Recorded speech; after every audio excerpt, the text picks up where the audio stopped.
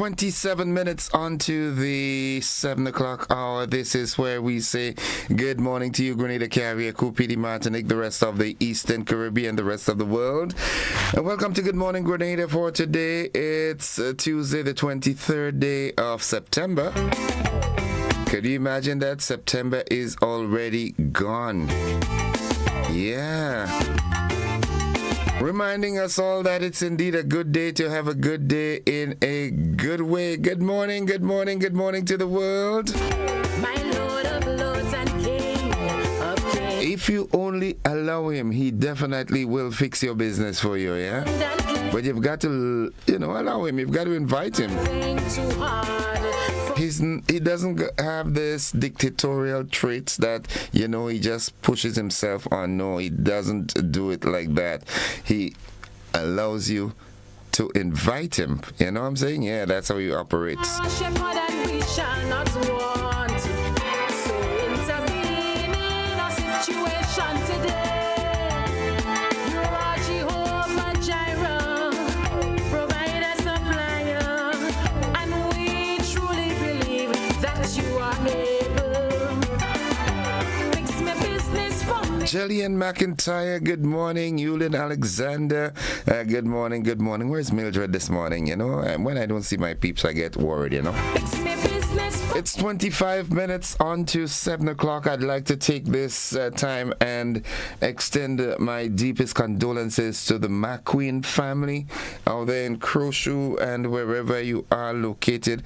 Good morning. And we here at the GBN, we do mourn with you on the passing of your brother or your dad, whatever, from McQueen service station. Lord, fix my business. This one was also a shocker, man. Fix my business for me, Lord. Fix my business. Yeah. May his soul rest in perfect peace. He will fix it for you. Monica May Rose Williams, good morning to you. Daddy Godwin. Miss Joan, good morning. Kathy and Kenneth, Zuri, Solange, good morning. Auntie, good morning to you. Oh yeah, fix my business. Life could get so tough and rough at times, man. Nonetheless, we've got today. All right, it's Tuesday. So Heavenly Father, I thank you for another beautiful day. As I enter into this day, I come in prayer for those who lost loved ones, those who are in hospital beds and nursing homes, hospice care, and those who are struggling financially, spiritually, and emotionally. Lord, I am praying for those who are looking for jobs, the ones struggling with addictions, and those who trying to keep their marriages together. Dear Lord, I know you are still able to do exceedingly abundantly above all that we ask or think. Father, I ask you to continue to give us the strength to look to the hills, which come with our help. In the mighty name of Jesus. Amen. Amen. And every time I say that, one person comes to mind all the time. Tony Julian. Have a beautiful and blessed day. Tuesday blessings coming from 2 Peter 3 and 18. But grow in grace and in the knowledge of our Lord and Savior Jesus Christ. To him be glory both now and forever. Amen, amen, and amen. Good morning, folks. What I declare, fix it. Sherry and Nichols, good morning. Settle that thing with me, son. Fix it, Lord. Yeah. Fix my business for Anytime you have to, weaponize a system that you attack people who are not singing your same song, we need prayers, man. fix it, Lord. Sherry? Settle I have to be so careful and guarded with my speech because you know what? I don't want nothing taken away from me. That's what I'm saying. This is Yulin's time. Thank the Lord. Holy Spirit. Take my soul. Holy Spirit, fill my soul. The word of the day today, that word is eminent. Eminent. I-M-M-I-N-E-N-T. Imminent. It means about to happen. About to happen. Your breakthrough is imminent. You know, understand what I'm saying?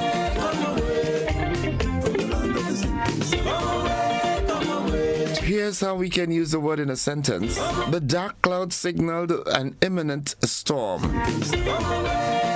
Yeah, but I'm telling you that your breakthrough is imminent. Just hold on. Hold on just a little longer. And fill me with your Yeah. faith in grace. Just like your prophet, This too shall pass. Remember that. This too shall pass. Holy Ghost, fill my soul.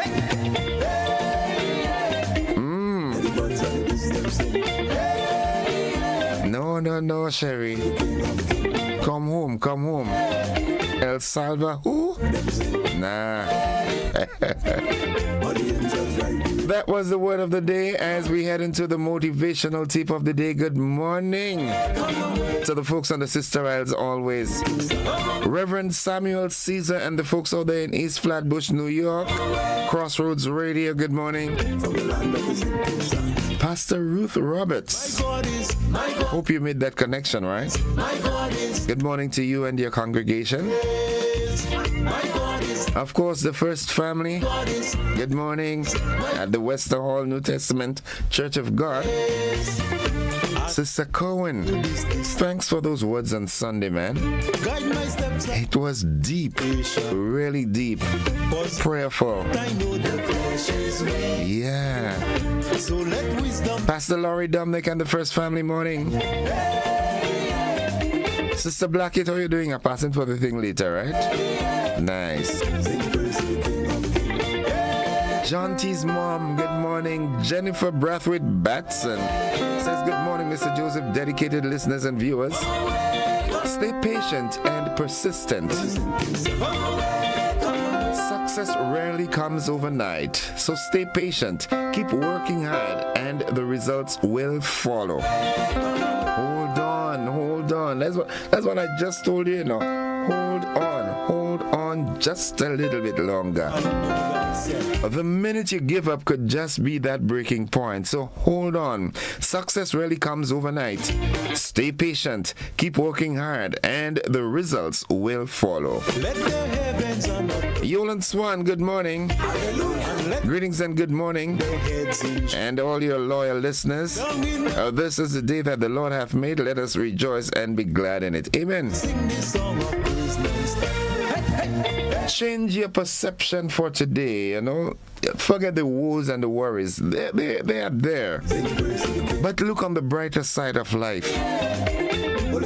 Be an optimist. Be optimistic. See your glass half full instead of half empty. Be thankful for the little things that you have and stop worrying about the big things that you don't have.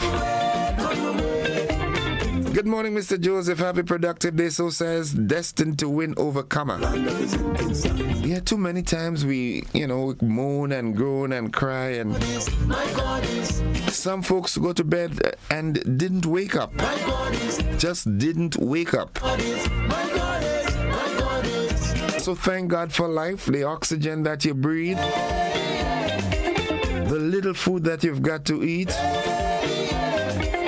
what's left of the family, and if you have friends, and I mean true friends, thank God for that.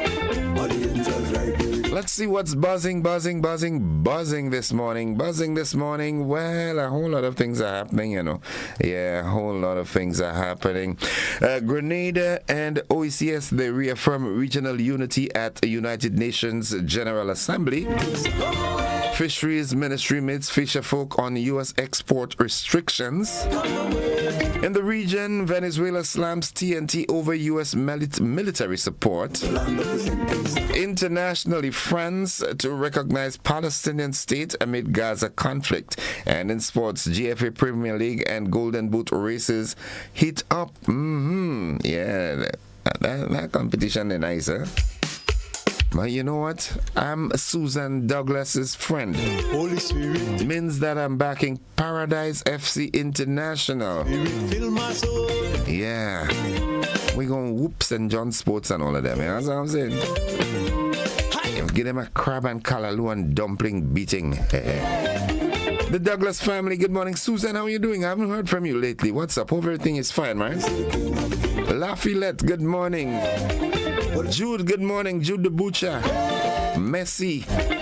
Fatman Darius, Ashley Cummings and the folks inside of Paraclet, Stalin Romaine and family out there in Mount Horn, the grieving family of Boyo, who would be laid to rest on Thursday.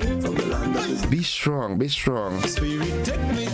Sylvie and Hicklin Naya, good morning. Michael Pierre and the wife and family, good morning. Now Soup, good morning. There's another Michael Pierre, right? Good morning, bro. How you doing? Yeah. Rhino, give. Eggies say, boy, you stop call us, boy, you stop call us. Eggies and Chief, good morning to you all. Orlando and the family out there in Central.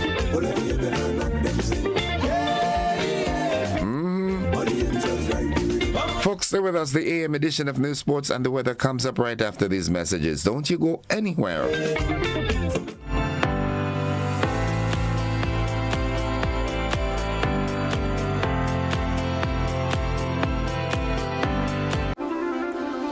Are you ready to take charge of your money, build wealth, and protect your family's legacy? Then join us on October 9th, 2025 at Radisson Grenada Beach Resort for your Financial Future 2.0 Legacy, Literacy, and Liberation, a one-day financial summit designed to break cycles, build wealth, and leave a lasting legacy. You'll gain real-life budgeting hacks, a money mindset reboot, steps to create generational wealth, and practical tips on investing, estate planning, insurance, health, and business finance, all from expert speakers who know how to turn knowledge into action. With 2 inspirational keynotes, 3 powerful panel discussions, and 6 breakout sessions, you will leave with your personalized action plan for success. Don't wait. Secure your seat today. Tickets are EC $350 at disruptiveleadershipconference.com/YFF. Your Financial Future 2.0. Your next chapter starts. If you're thinking about e-banking, debit cards, point-of-sale transactions, what would you say are the benefits our customers can derive from using these alternative online banking platforms? Being an avid user of the online banking platform, I can attest that it's safe, simple, but not to mention convenient. No longer standing in line to do simple transactions like payments of utilities, purchases, or even transferring between your accounts. All of the above can be done at the convenience of your own time. Click, tap, done. Banking just got easier.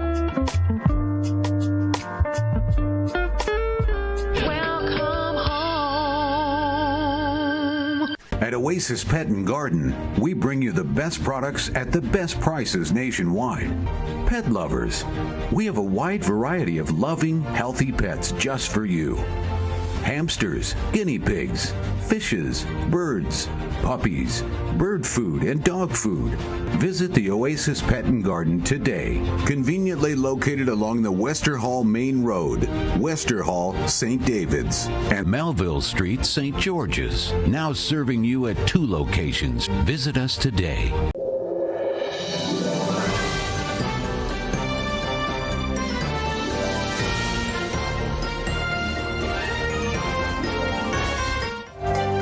This is a GBN Morning News for today, Tuesday, 23rd September 2025.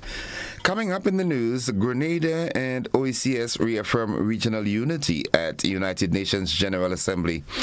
Fisheries Ministry meets fisher folk on U.S. export restrictions.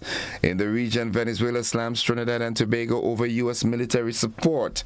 Internationally, France to recognize Palestinian state amid Gaza conflict. And in sports, the GFA Premier League and Golden Boot races heat up. We've got the details to these and more after these messages.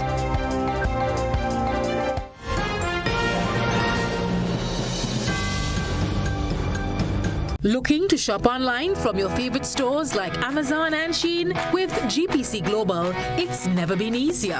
Get your very own US address and shop from around the world. With GPC Global, you can order the latest trends and must-have items, all delivered straight to Grenada to your closest post office for your pickup. We offer the cheapest rates and our service is reliable and quick. No more waiting for weeks for your packages. Your satisfaction is guaranteed. Join the Grenada Postal family today and start shopping smarter. Visit us online at www.grenadapostal.com or call us on 437-POST. That's 437-7678. GPC Global, your gateway to the world.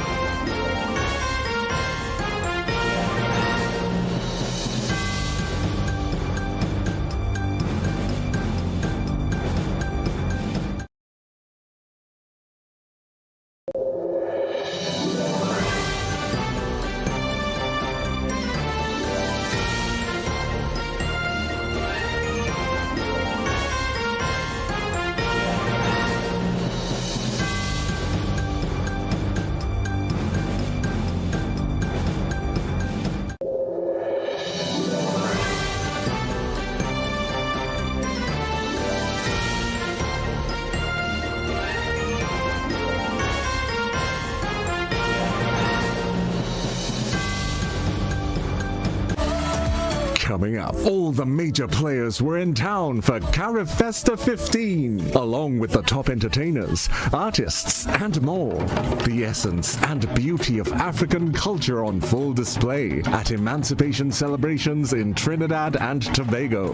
Important for centuries, still attracting attention today. Welcome to Havana. It's all next on this station. I think we should really put the focus on the quality of life. Can I still continue living my why, my reason for doing what I'm doing? And that depends on my health. That means I organize my priorities in my life, and my first priority is me. Then in me, the first thing is my health. And that's the message that I think we need to push to everyone, that your health is really your responsibility. It's not the doctor's responsibility, not my mother, not my nurse, not the government, but I'm the one who needs to take responsibility for my health. Be viewing Caribbean Medical TV on this station.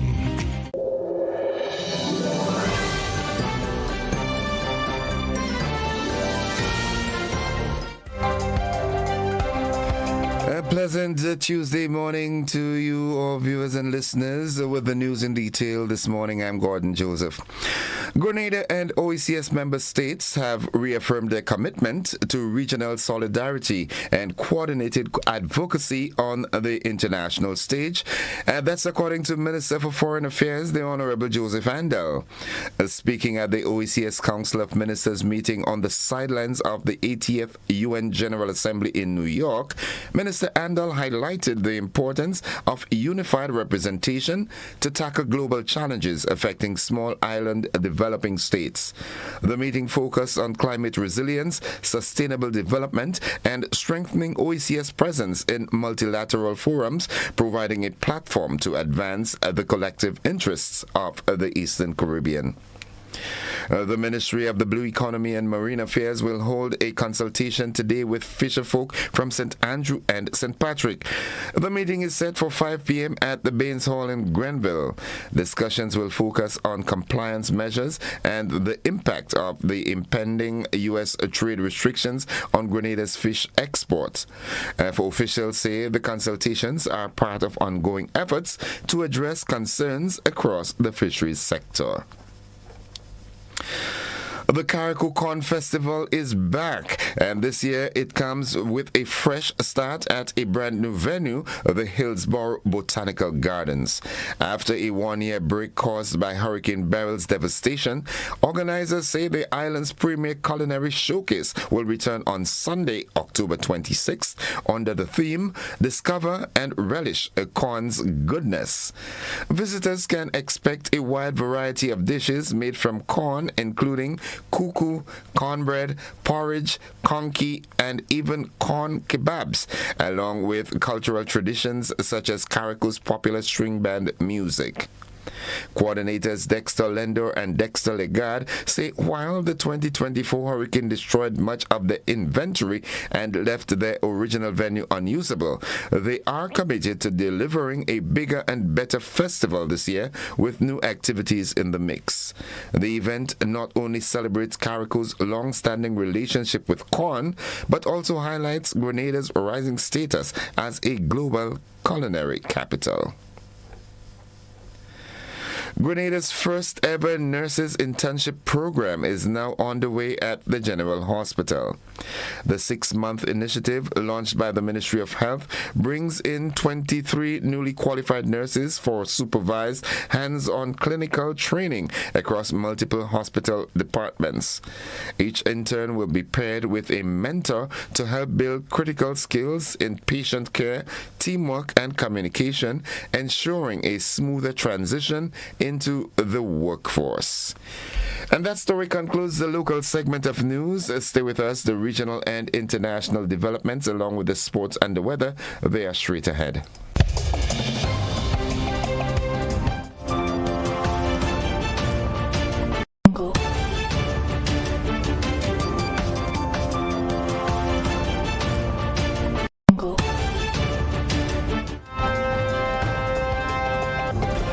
In the region, Venezuela has sharply criticized Trinidad and Tobago for backing U.S. military operations near its waters, citing alleged drug interdiction under Operation Kunmangoto 200. Defense Minister Vladimir Padrino Lopez says the operation targets fuel, weapons, and human trafficking along the Venezuela-Trinidad axis and vows to act against any illegal groups. Tensions escalated after Prime Minister Kamla Persad-Bissessar endorsed U.S. warships in the Caribbean and offered TNT as a base if Venezuela attacked Guyana. Venezuelan Vice President Delcy Rodriguez mocked TNT officials, calling on the country to focus on its own people and denouncing Washington's plans to exploit Venezuela. President Trump says U.S. forces have bombed 3 drug-carrying vessels, killing 14 people. Padrino warned any attack on Venezuela would be met with military response, while Caracas urges the UN to investigate the killings. The U.S. and Haiti are calling to expand the U.S. security mission in Haiti to better fight powerful gangs. The current Kenya-led force, deployed in 2023, is under-equipped and has only 1,000 of the 2,500 planned officers. Haitian leader Laurent Saint-Cyr says gangs have taken advantage, extending their influence. The proposed expansion could bring in 5,550 police and soldiers, backed by a UN support office for logistics and funding. The aim: reduce gang control, secure key infrastructure, and conduct anti-gang operations. Russia and China, with veto power, have shown limited support, and a Security Council vote is expected soon.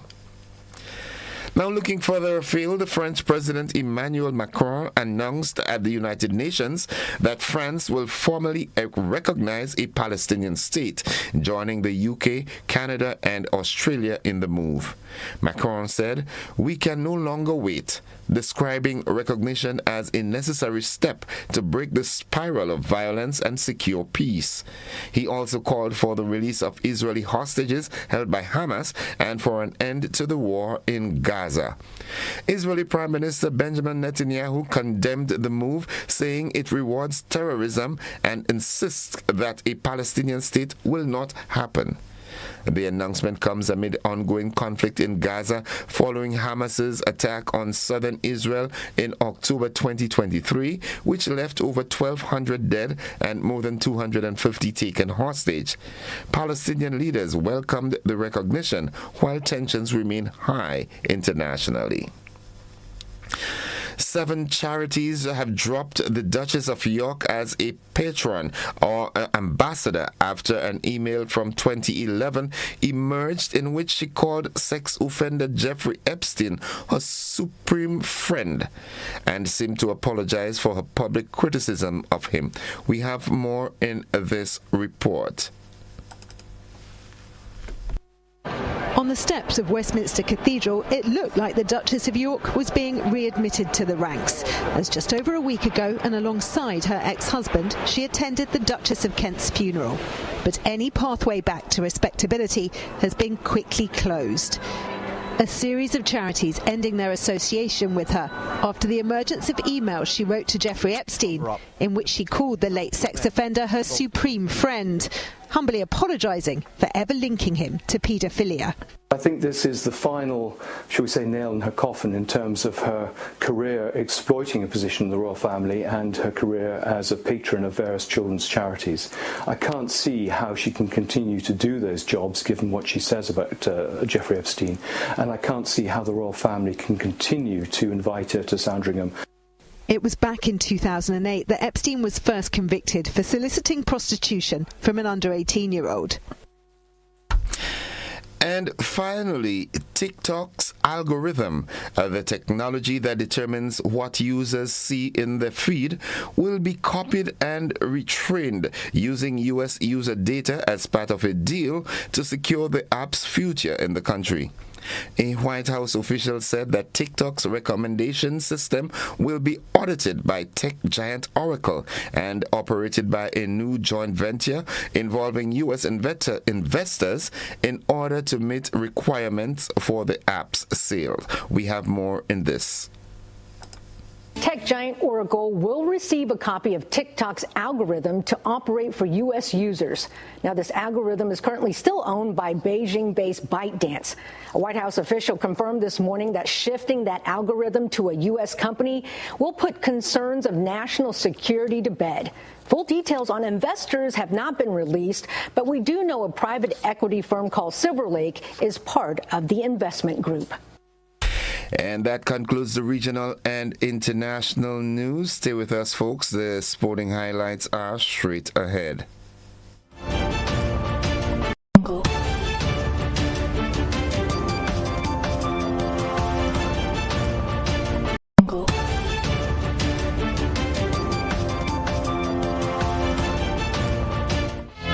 Good morning, sporting fans. The third leg of the National Cross Country 2025 is set for Saturday, September 27th at the National Stadium in St. George's, following an exciting second leg at Lassages Playing Field in St. David. Runners will compete across male, female, and primary school categories, with buses departing at 1 p.m. from both the stadium and the Lux Cinema car park. The second leg saw fierce competition, with Anna Elisa Brown and Livron Thorne claiming the top spots in the male and female divisions, while primary school winners were Azaria Simon and Daniel Williams. Organizers continue to encourage athletes to supporters to join and experience the excitement as the championship continues towards its conclusion. And finally, the Grenada Football Association Premier League title race is reaching a thrilling climax, with teams battling for top positions and to avoid relegation. Every match is now crucial as the season nears its end. The Golden Boot race is equally competitive. North Stars' Raheem Rayburn leads with 8 goals, followed closely by Joshua Isaac of Paradise FC International with 7. Keston and Henson Williams of Paradise FC International have 6 each, while Jamil Rocastle, E.J. George, Jamal Gittins, and Kristen Julian all have 5 goals, keeping the race wide open. GFA General Secretary Carl Lee says the league has been marked by passion and exceptional talent and encourages fans to attend and experience the excitement firsthand.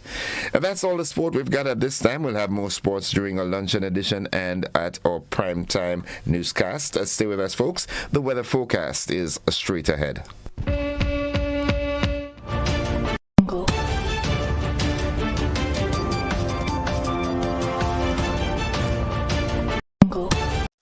Whether you're refreshing a bedroom or giving your home a bold new look, the Color Shop has the perfect paint and tools to make it happen, inside and out.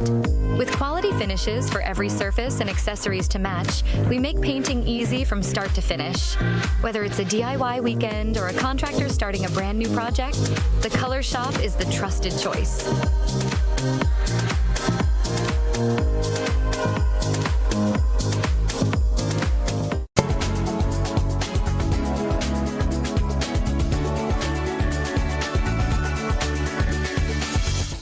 We join forecaster Eugene Wint, sounding fresh and brand new this morning as he presents to us the weather forecast from the forecast desk at the MBIA. Good morning, Eugene. Welcome. Good morning, Innocent, and good morning to you viewers also. Currently at Points-Lean, you're experiencing fair conditions. Winds are currently easterly at 30 miles per hour. Barometric pressure is steady 11.9 millibars, which is below normal and rising. The present temperature is 29.1 degrees Celsius. The relative humidity is 81%. Yesterday's maximum temperature recorded was 33.7 degrees Celsius, and the minimum temperature last night was 27.4 degrees Celsius. Over the past 24 hours, there was 0.9 millimeters of rainfall recorded at Points-Lean, which brings September's total to 58.9 millimeters. So let's go to the public forecast valid for today and tonight for Grenada, Carriacou, and Petite Martinique. The weather is expected to be partly cloudy with light and moderate isolated showers, increasing cloudiness and showers as the day progresses with a possible isolated thunder. Note there's a low chance of flash flooding in areas so prone. The maximum temperature today is expected to have 31.5 degrees Celsius, with the winds coming from the east to southeast at 12 to 22 miles per hour, gusting higher during showers. Seas are expected to be moderate, with waves 4 to 6 feet in open waters. Tides are currently falling, reaching low at 11 o'clock this morning, then right to a high at 4:30 this afternoon. Sunset is expected to be at 2 minutes past 6, and sunrise tomorrow morning is expected to be at 4 minutes to 6. Just to recap, is the public forecast for today and tonight for Grenada, Carriacou, and Petite Martinique. The weather is expected to be partly cloudy with light and moderate isolated showers. Increasing cloudiness and showers during the day progresses with a possible isolated thunder. And note there's also a low chance of flash flooding in areas so prone. From the mid-service at the Bishop International Airport, this is Eugene. Eugene, just before you run off, the heat wave that we were experiencing for the past 5 days or so, is it over now? Well, that is what I was looking at. Is because of the incoming tropical wave, I haven't issued a heat alert because I believe the rain will at least reduce the maximum temperature today. But as the day progresses, I look at it to see if the rain doesn't fall as expected, the temperature could be as similar as yesterday, which was 33.7 degrees Celsius. But I expect the dominant weather feature to be the tropical wave, which will produce showers. So that's why I didn't have the heat advisory. But if it doesn't occur, today could be on. Okay, wow. But most likely tomorrow it will return the heat. Wow, that's hot, man. Yeah, to be honest. It's really hot. I cannot take it on, too. Thank you very much, Eugene. Have yourself a wonderful morning. Yeah, same to you, man. All right. Folks, that was the weather forecast. It came to you with the kind compliments of Rennick & Thompson Company Limited.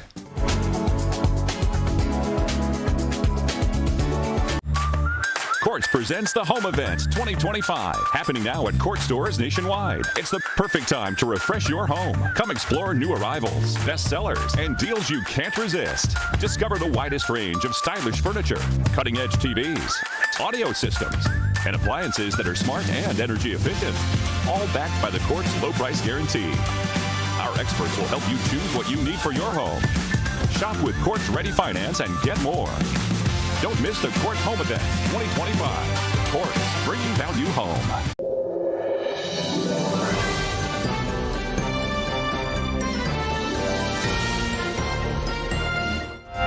7 minutes after 7 o'clock to end the news, a recap of the headlines. Grenada and OECS reaffirm regional unity at United Nations General Assembly. Fisheries Ministry meets fisherfolk on U.S. export restrictions. In the region, Venezuela slams TNT over U.S. military support. Internationally, France to recognize Palestinian state amid Gaza conflict. And in sports, we hear that GFA Premier League and Golden Boot races, they heat up. That has been the morning edition of news for today, Tuesday, 23rd day of September. On behalf of the entire news department, I'm Gordon Joseph, thanking you for viewing and listening, wishing you a productive day, and extending that invitation to you to stick and stay with the network, because we're with you anywhere and everywhere. The traffic report comes up momentarily.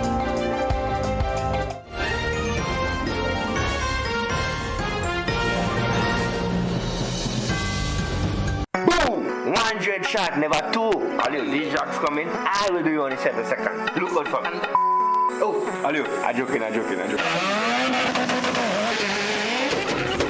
On the 27th and 28th of September, the Grenada Motor Club will be hosting the King Ocean CDRC Qualifier International Drags, featuring racers from 7 different Caribbean islands and the United States. Action kicks off Friday, September 26th with the Test and Tune and Welcome Party in collaboration with C4 Promotions and a special drift show exhibition. On Saturday, September 27th is the Bracket Race Qualifiers, and on Sunday the 28th, Parade of the Cars and Bracket Race Finals, featuring one of the Caribbean's top automotive YouTubers, Nick Lou from Skunk Lifestyle, will be on island to cover all the action. So mark the dates, September 27th and 28th at the Pearls International Speedway. You don't want to miss this one. This event is made possible by our title sponsor, King Ocean, GTA, and True Blue Bay Resort.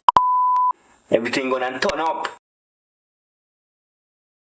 Blue Bubbles, PA Rentals and Event Supplies, Chateau de la Moss Grenada, Captain Harris Apartments, Gem Holiday Beach Resorts, Dana City Inn, Grenada Trade Center, proud partners of the 19th Annual Hubbard's Legends in Concert, Sunday, November 9th, 5 p.m., Grenada Trade Center.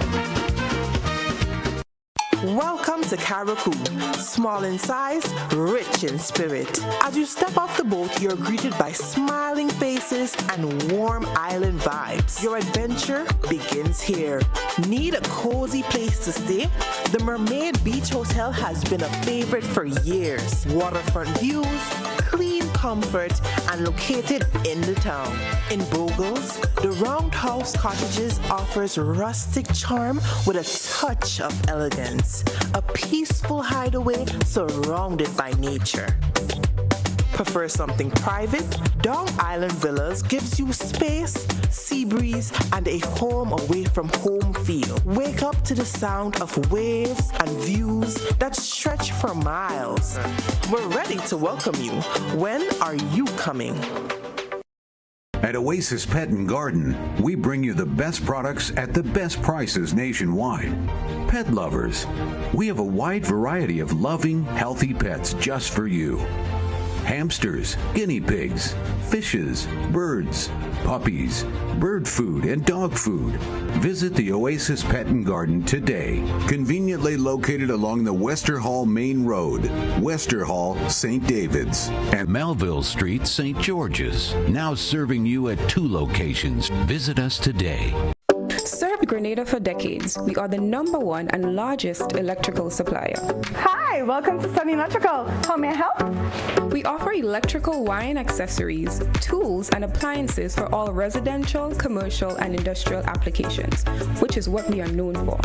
And we expanded our products with new innovative ways to modernize your home. New homeowners will be captivated in our lighting showrooms. Some more pendant lights here. These are very multifunctional because they can work for kitchens, living rooms, bedrooms. We have a wide selection of lighting, ranging from indoor to outdoor and solar. We are also available for site visit services to assist you with selecting the perfect light for your forever home. We are located at Dusty Highway in Grenada and St. George. Sudden Electrical. Best value, expert advice, quality products. We hope to see you soon. The Grenada Electricity Services Limited cordially invites shareholders to attend the 66th annual meeting of shareholders held virtually on Zoom as well as at the Grenada Room, Radisson Beach Resort on Thursday, 9th October 2025 at 4:30 p.m. Note, each virtual attendee is required to register early to facilitate verification. Documents for the upcoming meeting are available on the company's website. Visit www.grenlec.com or call Grenlec at 237 extension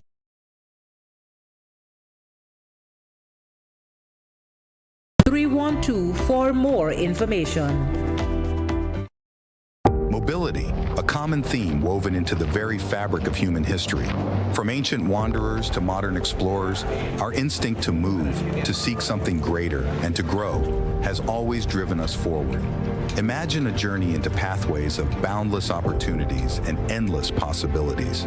A collective future where the vibrant rhythms of the Caribbean, rich culture, and welcoming community create unforgettable experiences. Beyond citizenship by investment, we believe in our collective investment of time, resources, and energy that fosters innovation, creates jobs, and enriches lives, driving the growth of an entire nation. The Investment Migration Agency Grenada boasts over a decade of exceptional service and remains committed to guiding you toward global mobility and economic freedom through investment. Your journey becomes our shared story of progress and prosperity. This is an invitation to be part of something greater, something enduring. Begin your journey at imagrenada.gd. IMA Grenada. Unlock the possibilities.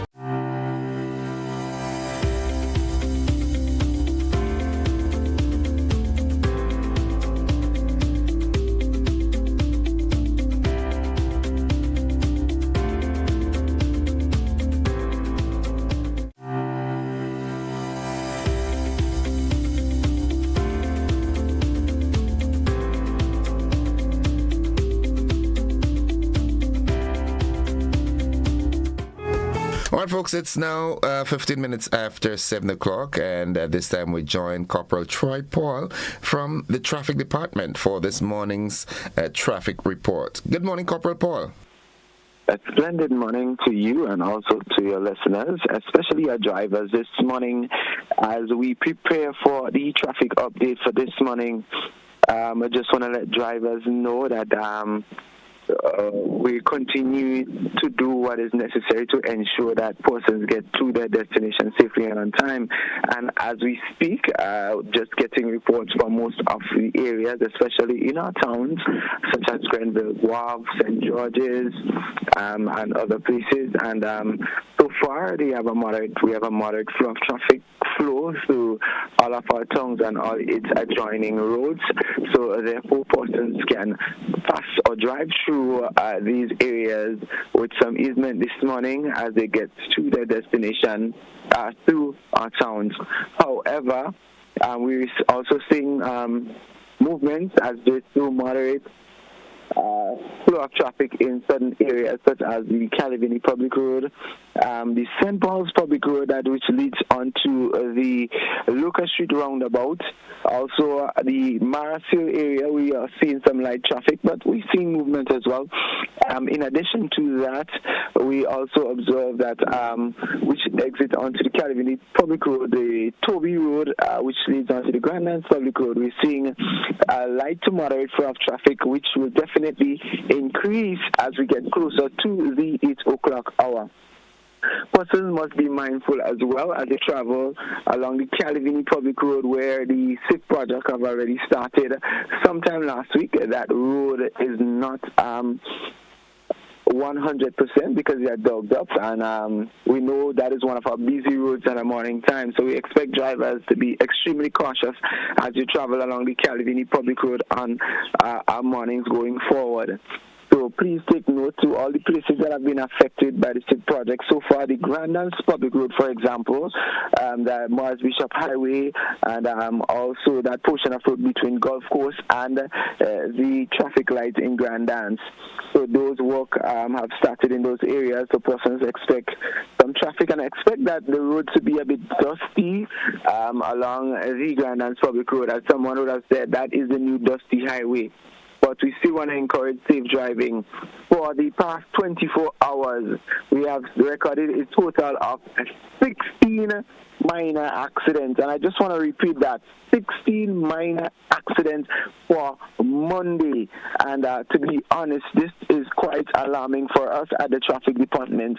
And I want persons to know that 16 minor accidents was reported, and that is too much in one given day. These are accidents we have when we have heightened activities, but here we have a regular Monday and we have 60 minor accidents. How can we not encourage persons, inform persons, tell persons, even pedestrians, about road safety? And I believe that there is a lot desire that we have to do from the traffic department perspective to improve on our drivers, on our pedestrians alike. So drivers, please, if you're listening to my voice, please let us drive safely. Let us practice safe driving. So persons, I want to encourage you, if you have not left home as yet and you have to get to any one of the areas, such as you're passing through the St. Paul's Public Road, you're passing along the Calavini Public Road, even the Tempe, Mount Parnassus, even Beaulieu Public Road at this time. We want to let you know that if you have not left home yet, please do so to avoid any traffic congestion, any rush, or you're heading to the Grandlands direction, or you for the Sugar Mill roundabout. Please try to leave a bit earlier this morning so we can avoid those rushes. Please be mindful, persons, that the funeral of the late Neil Franklin will be held at the National Stadium. The traffic plan will be in effect for the National Stadium, where parking will be in the environs of the stadium. So, persons, if you have to pass through that area, please be mindful that you expect some delays anything after 12 p.m. today. So please take note, and let us continue to drive safely. Please, and I will be appealing and continue to appeal to drivers. Let us continue to drive safely. It is our responsibility, and I always use this slogan. Just as how tourism is everybody's business, road safety is everybody's business. And the question I will ask this morning, and continue to ask every day until it resonates in the mind of our drivers: if you are texting, then who is driving? Yes. Corporal Paul, thank you very much for the comprehensive report. One of my one member of the audience says she misses the drone this morning to show the build-up, but we'll get it when we have it. Most definitely. It is something that we just included, and we're taking it one step at a time. So once we reach to the position where we can have every day, we will definitely give the public that news feed every day. Nonetheless, thank you again. Thank you for your comprehensive reporting as always. Have yourself a wonderful day now. Thank you, and also to your listeners and your entire team at GBN. Folks, that has been the traffic report for this morning. We take a quick commercial break. When we come back, I do have a guest.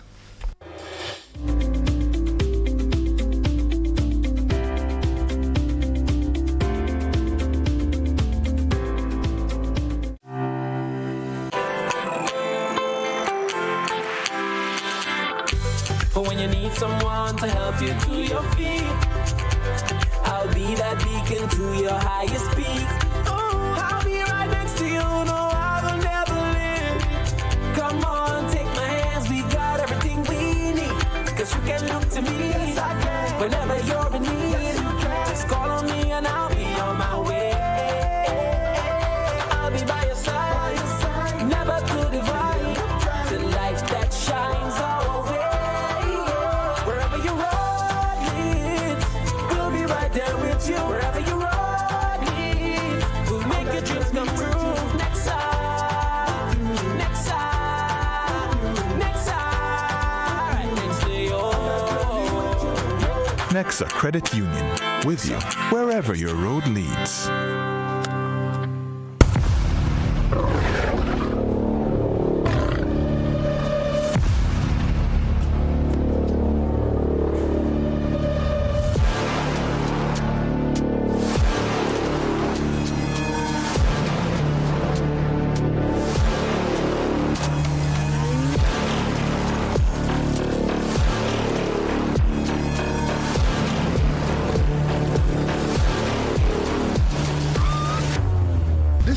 by Echo Blue Limited.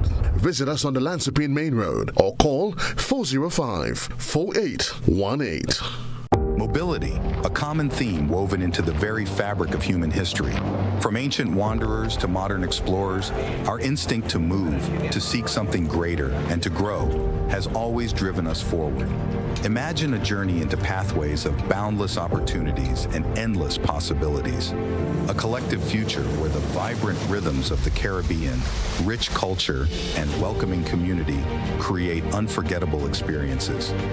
Beyond citizenship by investment, we believe in our collective investment of time, resources, and energy that fosters innovation, creates jobs, and enriches lives, driving the growth of an entire nation. The investment migration agency Grenada boasts over a decade of exceptional service and remains committed to guiding you toward global mobility and economic freedom through investment. Your journey becomes our shared story of progress and prosperity. This is an invitation to be part of something greater, something enduring. Begin your journey at imagrenada.gd. IMA Grenada. Unlock the possibilities.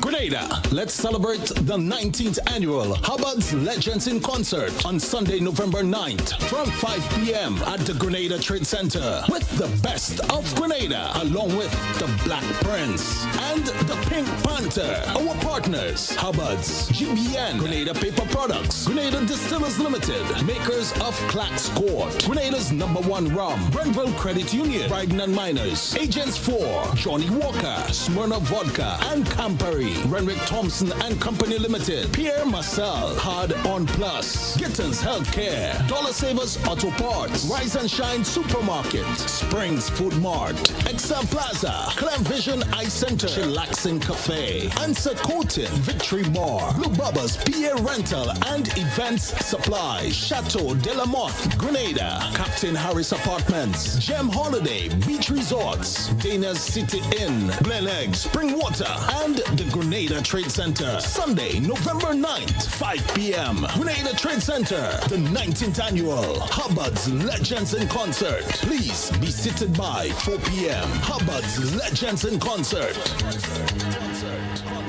Boom! 100 shot, never two. Alio, these jocks coming. I will do you only 7 seconds. Look out for me. Oh, Alio, I'm joking.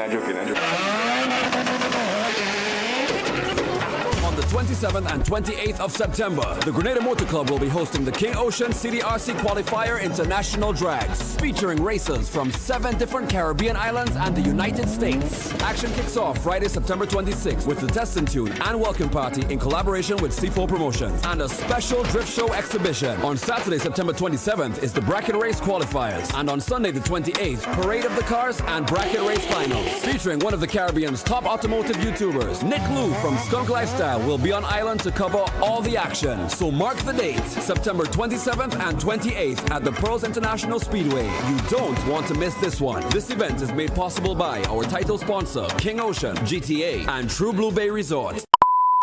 Everything gonna turn up.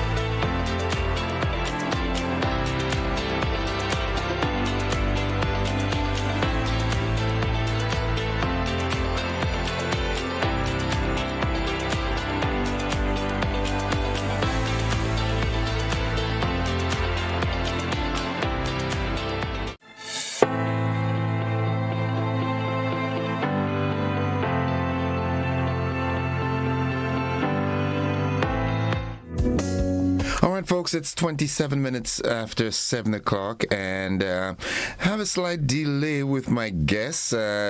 Just sent a message that she's actually stuck in the traffic for the last 45 minutes.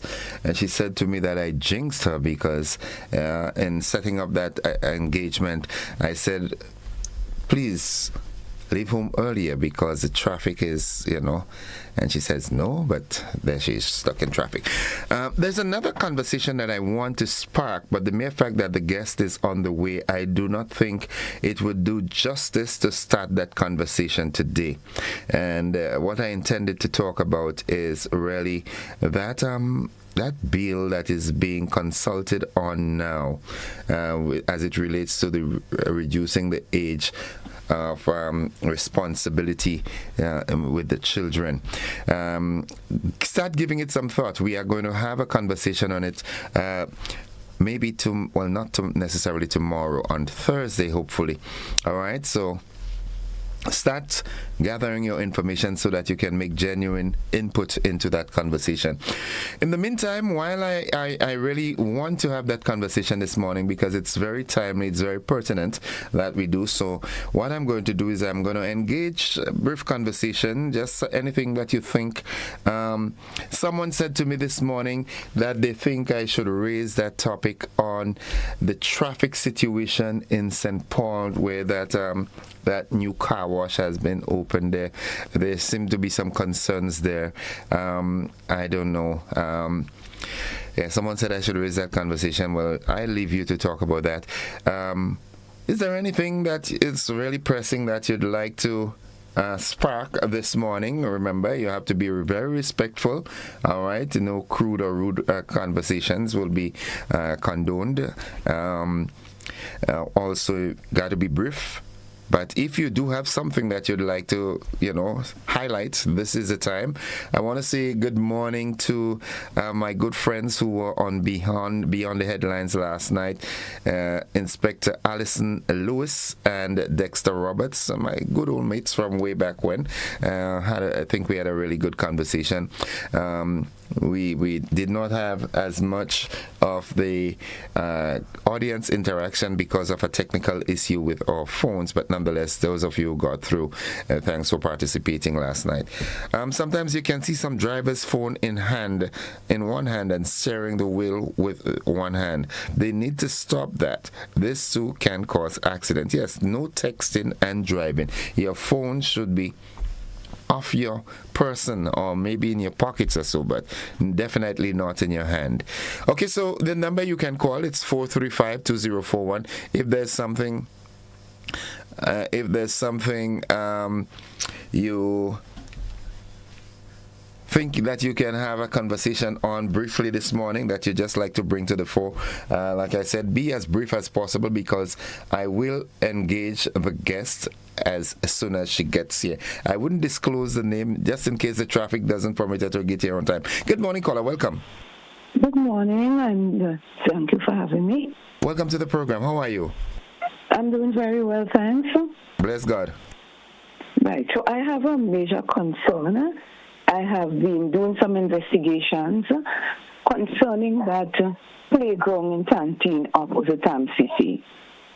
Okay. And I have found out that there are some, well, not just myself, there's another gentleman within the Tantine area, that there are some, I will call petty files, that are using that playground to prey upon vulnerable young men in particular at a certain time in the night. So you're talking about 8, 9 until 12.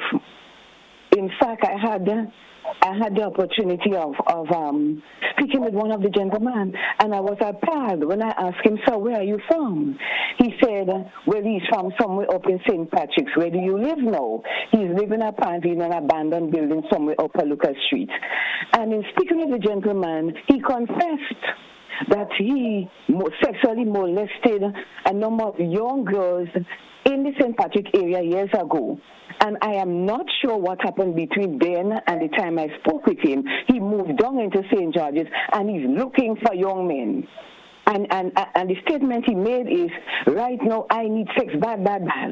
And I said to him, sir, if you don't get us from that playground now, I am going to call the police on you.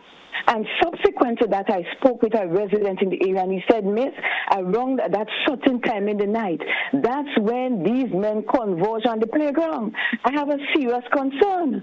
You have young boys who perhaps do not have internet at home. They have no data. They go down to use that playground to play the games, whatever. I met a parent of a young boy who goes to GBSS. And I saw that child, but I saw the guy on the playground. I don't work very far from the area. And I said to him, what are you doing here this time of night? It's after 7, 8. And he gave me some reason. Was he in school uniform or so? He took off the shirt and he had on the pants, but he had on a polo, not a polo, a t-shirt. Okay. And so when I questioned him, he said, well, he's waiting for his dad, whatever. And a few days later after that, I saw the dad on the tennis court. And when I questioned him, he said that night the son did not come home. It's a serious concern that I have. And I felt compelled to bring it to the public for. And it's not just this one man I'm talking about. I spoke to other men. I saw some other men you don't want to judge. So you go up to them and you question them. One of them, I said to him, what are you doing here from St. David's? And I said, there was a young man on the playground. And I said, well, this place, young children come here to play and whatever. What could you be doing? You're all the way from St. David's, bus finish running this time of night. And the gentleman was able to tell me, I know a certain young man from around here, I know where he lives. In fact, one of the coach said they even go around some of the basketball court. Basketball court. We have information. This is not just somebody making an allegation. We have information. And I thought about it recently, and I said, shouldn't there be cameras on these playgrounds, these public playgrounds? Shouldn't there be cameras even on some of the basketball or even the tennis courts? Because even the tennis courts and the playgrounds are used by these sexual predators to confuse the sexuality of our young men and to put them off risk. Let me just ask, have you brought that information to the police? I have not yet. In fact, I was only yesterday speaking to a gentleman, and he said to me, maybe you need to bring it to the special victim unit. But even doing that, I felt that I need to say to parents and guardians, we need to speak to our children. We need to, to think seriously about where they go, what they do, even after school and even on weekends and those times. Because I'm saying they may be unsuspecting. And the voice of a man is a powerful voice. If a man says to a young boy, hello, come, he would gravitate to the man. I mean, this is a given because of the power of the male species. And so they're unsuspecting. Some of them do not have the intelligence to perceive whether this person is genuinely interested in me or not. Some of them make pledges. I would teach how to play the sport, one boy told me. They give them little gifts and so, and only to lure them into this sexual activity that destroys them for the rest of their lives. Let us step up the surveillance as a nation. This playground, the playgrounds need to have cameras, and we need to have parents think seriously about the question, where is my child after a certain time of the day going into the evening and the night? Thank you very much, caller. Thank you very much. I do hope that these words did not fall on deaf ears. 24 minutes on to 8 o'clock. That is a time. You know the numbers, 435-2041. My guest hasn't arrived as yet, so we are engaging a brief conversation. And good morning, caller. Morning, and morning to the seven viewers. It's unfortunate that last night you had a technical difficulty because I'm sure a number of people was trying to get in because I tried over 100 times. Anyway, I think, first of all, I'm a bit encouraged by some of the remarks or some of the concerns that have been echoed over the last 2 days by various entities, various individuals, and governments and so on in terms of the need to keep the Caribbean and this area, this part of the world, this hemisphere as a zone of peace. I don't think people really understand the gravity of the situation. For instance, the psychological effect on people going out to fishing, to fish, or even for leisure.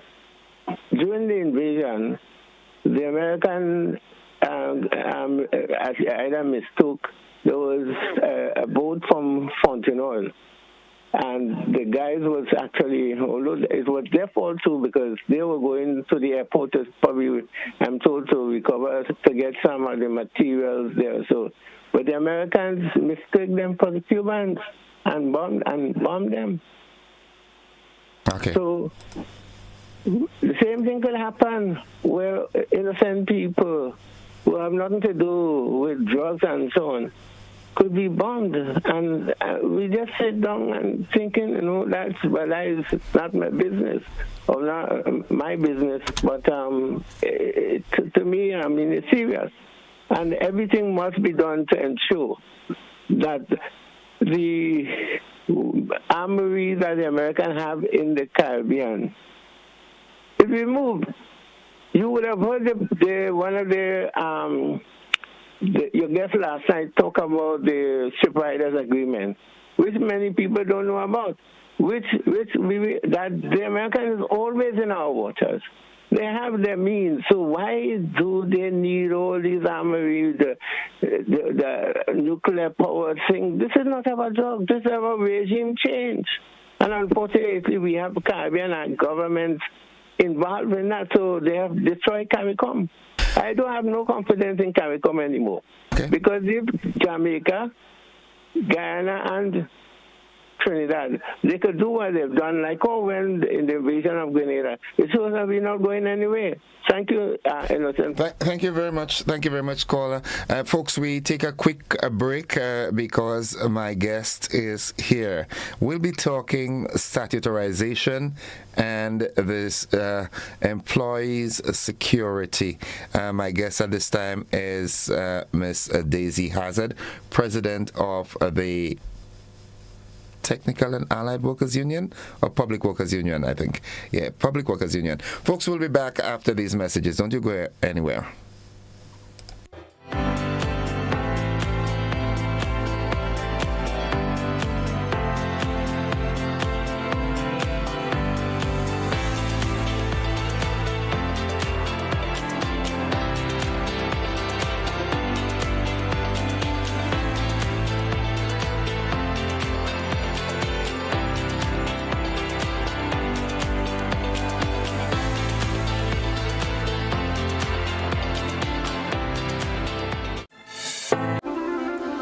If you're thinking about e-banking, debit. Are you ready to take charge of your money, build wealth, and protect your family's legacy? Then join us on October 9th, 2025 at Radisson Grenada Beach Resort for your Financial Future 2.0, Legacy, Literacy, and Liberation, a one-day financial summit designed to break cycles, build wealth, and leave a lasting legacy. You'll gain real-life budgeting hacks, a money mindset reboot, steps to create generational wealth, and practical tips on investing, estate planning, insurance, health, and business finance, all from expert speakers who know how to turn knowledge into action. With 2 inspirational keynotes, 3 powerful panel discussions, and 6 breakout sessions, you will leave with your personalized action plan for success. Don't wait. Secure your seat today.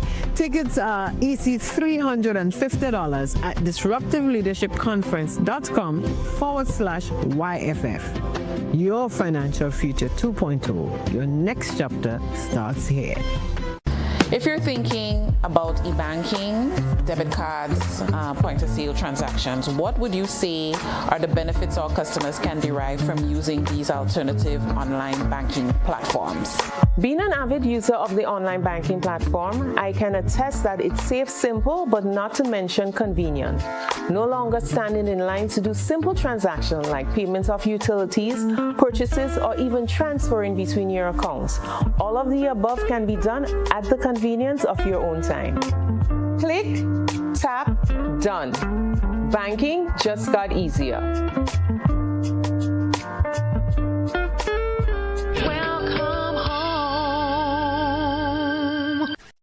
Whether you're refreshing a bedroom or giving your home a bold new look, the Color Shop has the perfect paint and tools to make it happen, inside and out. With quality finishes for every surface and accessories to match, we make painting easy from start to finish. Whether it's a DIY weekend or a contractor starting a brand new project, the Color Shop is the trusted choice.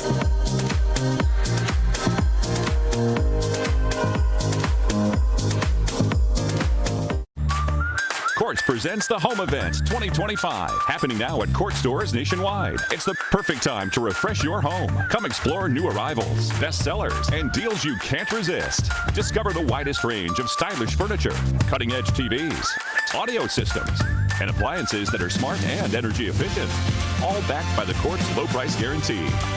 Our experts will help you choose what you need for your home. Shop with Quartz Ready Finance and get more. Don't miss the Quartz Home Event 2025. Quartz, bringing value home.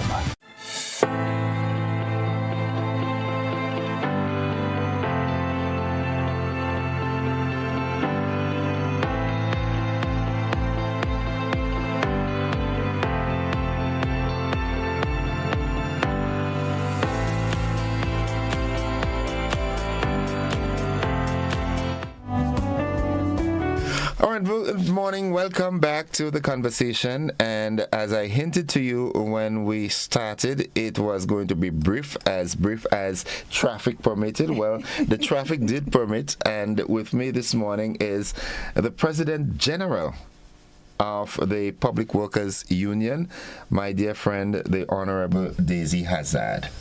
Good morning, Innocent, and good morning, Grenada, wherever you are. So I'm the president of the PWU. Right. President General is Tau. That's okay. My comrade Andre. I heard you mixing us up this morning, but that's fine. No, it was kind of intentional. You know? I just wanted to give you extra flowers. President of the Caribbean Public Services Association. That's the second one. Oh, wow. Yes. Kudos. So thank you so much. So again, good morning, Grenada, and good morning, workers, members of the Grenada Public Workers Union across the Tri-Island State, our members who are laboring in our hospital plants across Grenada. And also this morning, I have to highlight and wish our members at the Customs Division across Grenada a day under grace, because we know that today is a very traumatic day for you, as we lay former Senator and Customs Officer Nealon to rest. Just the thought of it is kind of it's horrendous. It's a national tragedy. And also, I just want to say good morning to Nealon's mom and his family, extended family out there in Brizan. It's a very, very touching one. All right. Yes. To the preamble now. This morning we're talking statutarization and also accountability. Yes. Statutarization. Before we delve into it, explain what is statutarization. Well, you're not asking the expert. But statutarization, we've seen in Grenada since 1994, 95, thereabouts, that several of our government entities have been changed over to quasi-government entities. So they have the authority to operate almost as a private firm, a private company, but they're still under the, the ambit of government, still funded by government to a large part, but do not have to account into or operate within the parameters of the mainstream public sector. And the purpose of statutarization, as I understand it as a layman, is for efficiencies, is to ensure that things can get done at a faster rate, and there's probably more accountability, faster. And so again, as we say, operate almost as a private company for maximum efficiency and operational togetherness. I'm still kind of with Neil on. Yes, so that is what statutarization is. So the organization then becomes semi-private, kind of private, but is still funded by government. It's still under the control and mandate of government, because on that board, a board which will operate the functions of the statutory body, then you still would have a minister who would have oversight, and a lot of the representatives of the board would be selected by the minister. Yeah. All right. So in essence, that's statutorization.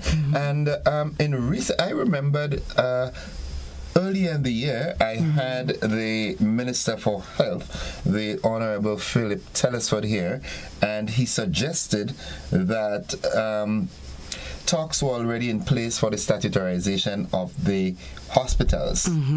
And subsequent to that, in the throne speech last week, it was stated that that is in progress. How does that affect Public Workers Union members and workers in general? So statutorization, any proposed statutorization of hospital services directly affects the Public Workers Union, because it directly affects our members. Alongside the GTAU, we represent workers at the General Hospital. And in Grenada, as you know, all workers are free to be unionized. And so the bulk of workers at the General Hospital are covered under the bargaining agent of the Grenada Public Workers Union. So statutorization has a direct implication, a direct effect on workers at the General Hospital, and they are our members. Yeah. Okay. And that effect, is it adverse, or is it for the better? Because some folks want to be secured. So would the statutorization make the lives of your members better off or worse? So that's the pivotal question that we are at, because at this time, this union, and I as president of the Grenada Public Workers Union, I cannot answer that question, because we have no knowledge whatsoever of government's plans and intention, save and except that we are aware that there is plans afoot to statutarize hospital services. We've heard hints of it, we've heard rumors of it, we've sought to clarify several times between 2023 to now. In conversations with Minister for Health in 2024, he said there's no plans to statutarize. And then in 24 December, he said we plan to statutarize by January 1st, 2025. That's what we heard him say on the public airways. I think it was the Bob report. And he said it here too. And he also said it here. But what has not happened is that there has been no, and I want to underscore this for the public this morning so that there's no ambiguity, there's no wondering. There has been zero, no, N-O in capital letters, zero consultations with this union, the Grenada Public Workers Union, and also, I dare say, with the GTAU. But what we saw at the ceremonial opening of Parliament 1 Friday ago, was that it was said that consultation with trade unions, and I'm reading it, consultation with trade unions that represent workers employed by the government of Grenada who work at these hospitals and ancillary facilities. That has happened. And it was reported to have happened with the ST, the statutorization team, a team that is tasked with implementing the provisions of the hospital authorities of the revised laws of Grenada 2010. Well, my union met with a team of persons, a very respected, a well-empaneled team of persons. If you ask me personally, my opinion on statutorization, I think that invitation came June 17th of this year. And it was the invitation was for an introductory meeting. And I was asked to be present at that meeting, along with President of the GTAU, that's Brother Comrade Andre Lewis, to attend an introductory meeting with the statutorization team. And we are grateful for that meeting. We give highest commendation to the team leader and the board, that team that understood that unions should be met with and that unions are integral to this process. But the meeting was introductory. And at that meeting, none of the questions that the unions had about statutorization, zero could be answered. Because what the team indicated is that they are on a fact-finding mission. And at the close of 1 year, they would go back to Grenada and to government, the administration, and report their findings on statutorization. But they could not answer any of the burning questions, the questions that are keeping workers up at night, the questions that are causing anxiety, the questions that are causing workers at our hospital services, especially the critically trained workers that we need, to begin to look for career options elsewhere in Grenada and outside of Grenada, because no one wants to have a job that they're not certain what's going to happen with it today or tomorrow. Okay, so having said that, in your common understanding of the statutorization, how do you think it will impact your workers? And I say your workers, meaning public workers. So I can answer that question. The public is aware that government has been regularizing, and I say regularizing, quote unquote, public sector workers across the island. In the last 3 years, we have not seen regularization of hospital staff. Every quarter that we ask questions, be it DPA, PS, Public Service Commission, Ministry of Health, the minister, every quarter that we ask, where is regularization of hospital staff, of your nursing staff? There's no answer. Everybody tells you the answer resides with the other person. But the kind of regularization, which would be permanent employment under the PSC, a worker, a nurse manager, a senior nurse, or midwives and so, receiving a letter from the Public Service Commission that says, you are appointed to this position, that has not been happening. And even while there's been a trickle here and there in the mainstream public sector, among other workers, it has not been happening at the hospitals. And so the question would be, why not? And we have asked the question many times, is it that the administration is not regularizing hospital staff or nurses or doctors or lab technicians, everybody, because of the planned statutorization? And those questions were laughed off. And we were told, what statutorization? So even in the speech that was read out in Parliament, it speaks to the fact that policemen, teachers, in the course of the last 3 years, we have heard of 111 teachers. We have heard of 200 teachers. Where have been the corresponding numbers for public servants, and where has been the corresponding numbers for that critical arm that our country cannot do without, and that's our nurses and doctors and all of our healthcare providers, our pharmacists? Where has been those numbers? And it's just not present at all. Government cannot speak to it because it has not been happening. And so the question would be, if you're planning to statutarize and you're not regularizing and establishing these workers, what's your intention? And so we cannot take it for granted that the intention is a good one or a positive one, because the signals do not indicate that. And if we value, and if we're talking about building out a hospital plant, we're supposed to be getting a brand new state-of-the-art hospital in 29, Project Polaris. 3 years that hospital is going to be built. It was starting in 2026. Then shouldn't you be securing your staff and regularizing them, making them permanent, giving them the security that they need? Shouldn't you also be training more? What's the plan for your plant in terms of your human resource? It can't be that you plan to outsource everything to Nigeria.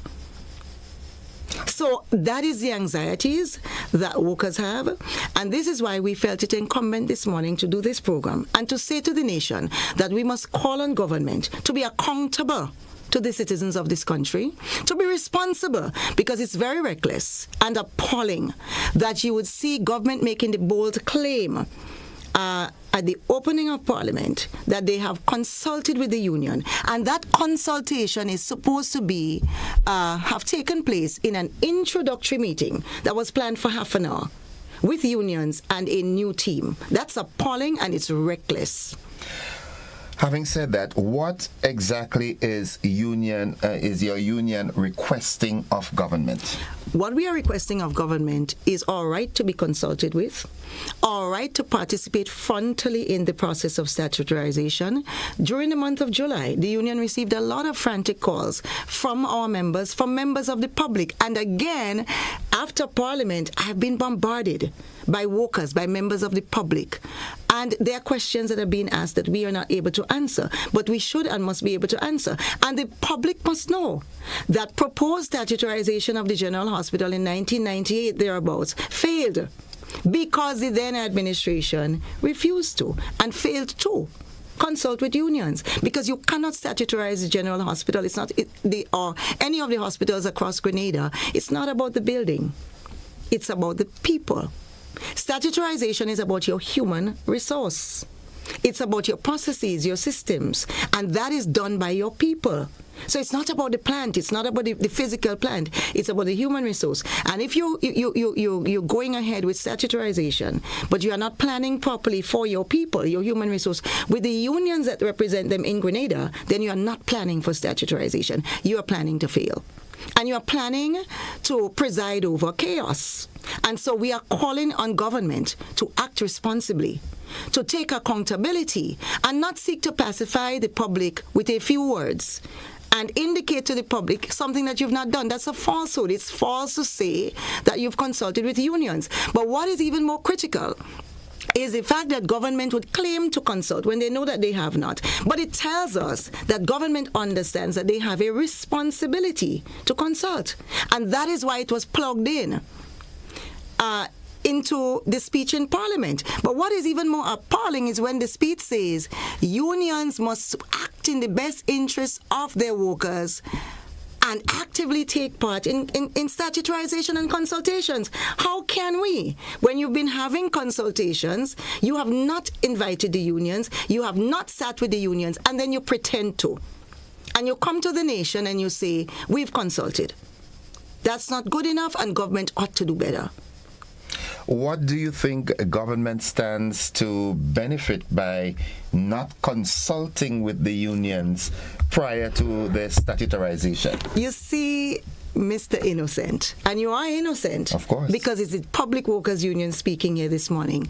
I think we've seen in the last couple of years that government does not really want to consult, where government ought to consult. In situations where government ought to sit and speak with stakeholders, that does not happen. You might have the town hall meeting here or there that's meant to really adore and glorify, but not seriously seek to consult where you need to consult with direct stakeholders. And according to Section 11 of Grenada's Constitution, and according to the articles that we have giving us exclusive bargaining rights as agents and representatives of workers at the hospitals, government ought to consult with us. And so we've heard, it has been said, our members have reported it, that the Minister for Health, and I'm alleging here, because I didn't hear it myself, but we've received those feedback after consultations have been had, that, it's too much talk. And the unions talk too much. And so we don't really want to talk too much. It takes too much time. So the question is, if you're doing something that is going to affect the entire country, that has serious implications for the health, for the well-being, for the social development and economic advancement of our country, and you do not want to speak with people, then who are you working on behalf? Because you cannot be working on behalf of yourself. When I asked Mr. Telesford at the close of 2024, December 18, I could hear him now. Who's planning for statutorization? He said, 15 of us, cabinet. Okay. So we perceive and we understand that it's a lack of wanting to speak. It's a lack of wanting to take counsel. It's a lack of wanting to explore ideas and to trash it out on the table. But that is where you're going to get the solutions. And that is where you're going to ensure that whatever plan you have for Grenada, that is where you're going to ensure that whatever outcome you want, we're going to get the best outcome, because you have a wider grouping of people and people who have the responsibility coming together to find solutions that government has proposed. Let me ask this. let's assume that the consultative process was initiated and unions were invited. What would be PWU's narrative? What would you be pushing forward for your workers? We need better healthcare in Grenada. That's a fact. We need better hospital plants in Grenada. That's a fact. We need better services. So all of us as Grenadians, myself as president of the union, my entire executive, all of our members and workers, we understand that Grenada needs better healthcare. And if that better healthcare is going to come about through the process of statutorization, we can support it. But there is no way that this union can support statutorization without regularization of our members. Properly so. Not contract work, not upgrading contracts and increasing salaries, but you're still on contract, but proper regularization under the instrumentality of the Grenada Public Service Commission. So if we were properly consulted, this is what we would say, that we are willing to support statutorization as long as it's going to benefit the Grenadian people and provide better hospital services, better health care, because health care does not start in the hospital, it ends there. And so the question still remains as well, what about primary health?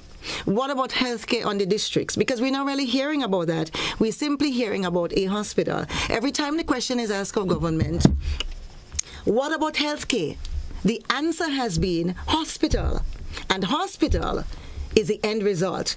And all of us have been looking at our death news recently and seeing the amount of people our age.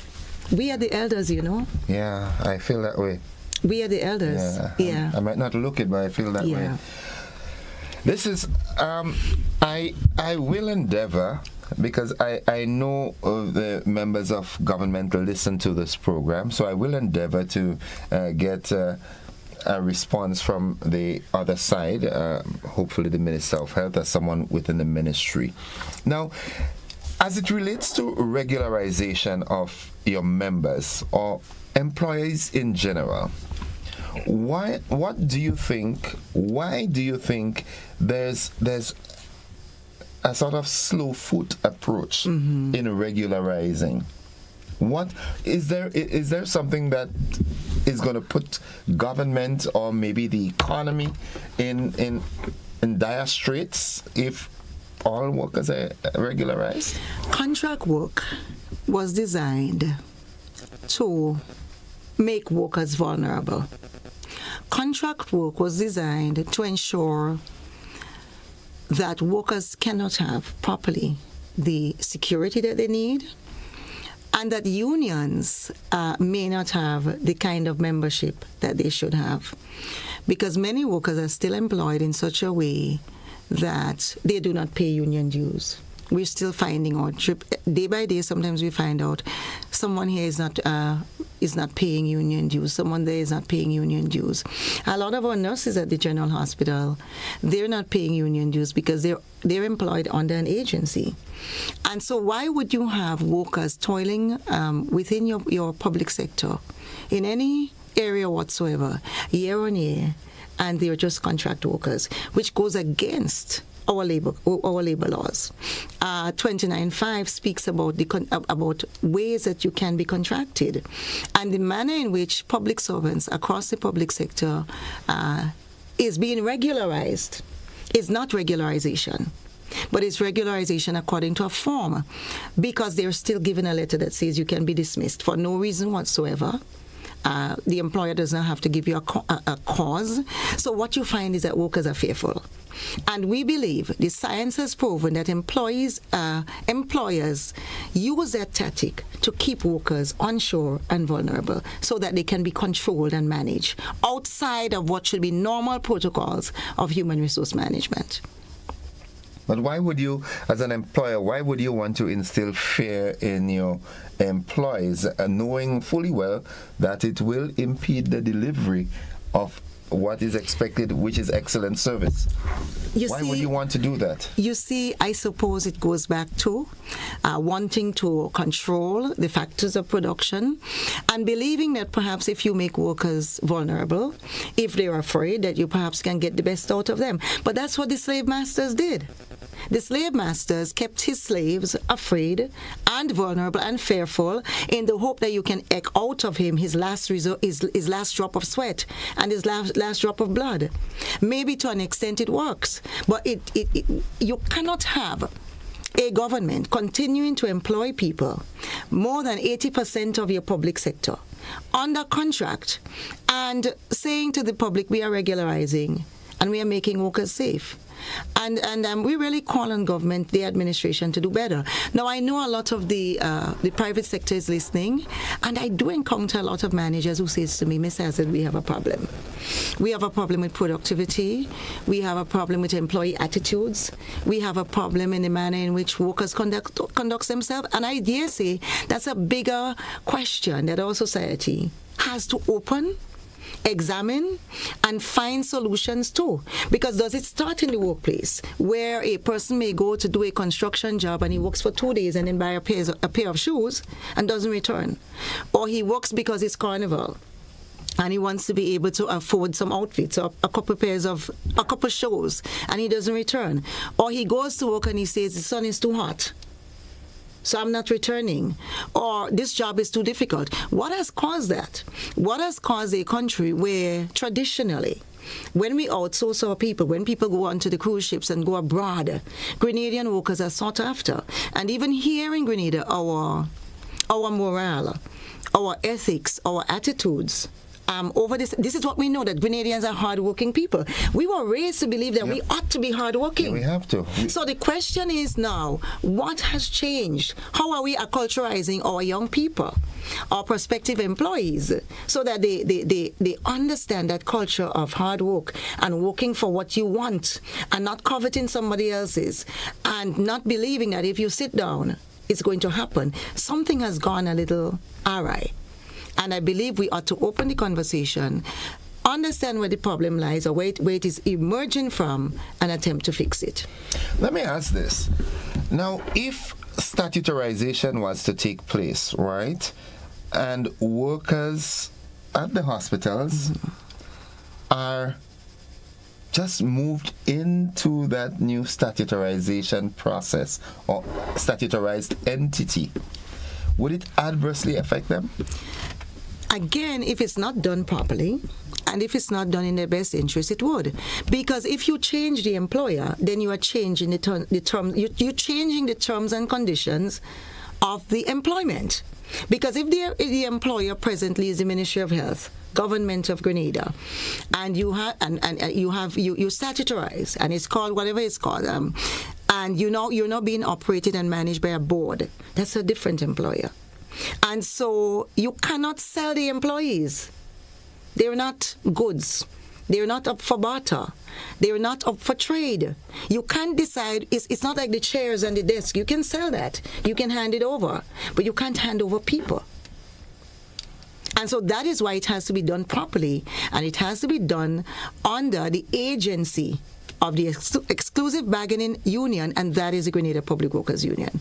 If it's not done that way, government is creating chaos. And if it's not going to be done that way, it means that government do not have and does not have good plans for our workers. If after this conversation this morning, you were to receive a call or a communication stating, all right, Ms. Hazard, you are, as in your capacity as president of PWU, you are invited to a consultation as it relates to the regularization or the statutarization, not regularization, statutarization of health services. What are the proposals you would push forward? What would you like to see happen? I'm not prepared to answer this question here this morning. However, what would happen is that if we receive that call or we receive that invitation, we'd be there in the moment.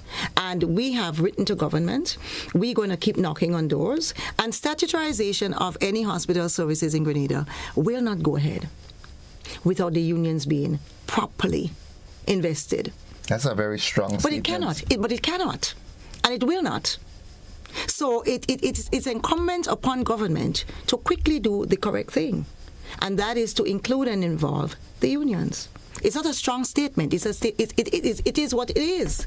And history, the historical records, as I've said before, in Grenada, has proven that the attempt to statutarize prior did not go ahead as it should have because unions were not consulted. Because at the end of the day, it's about the people. On the one part, it's about the people. On the other part, it's about your processes and your systems. It's not about the building. That is really a strong statement. And I do hope that in the interest of Grenada, the right decisions are made by the administration.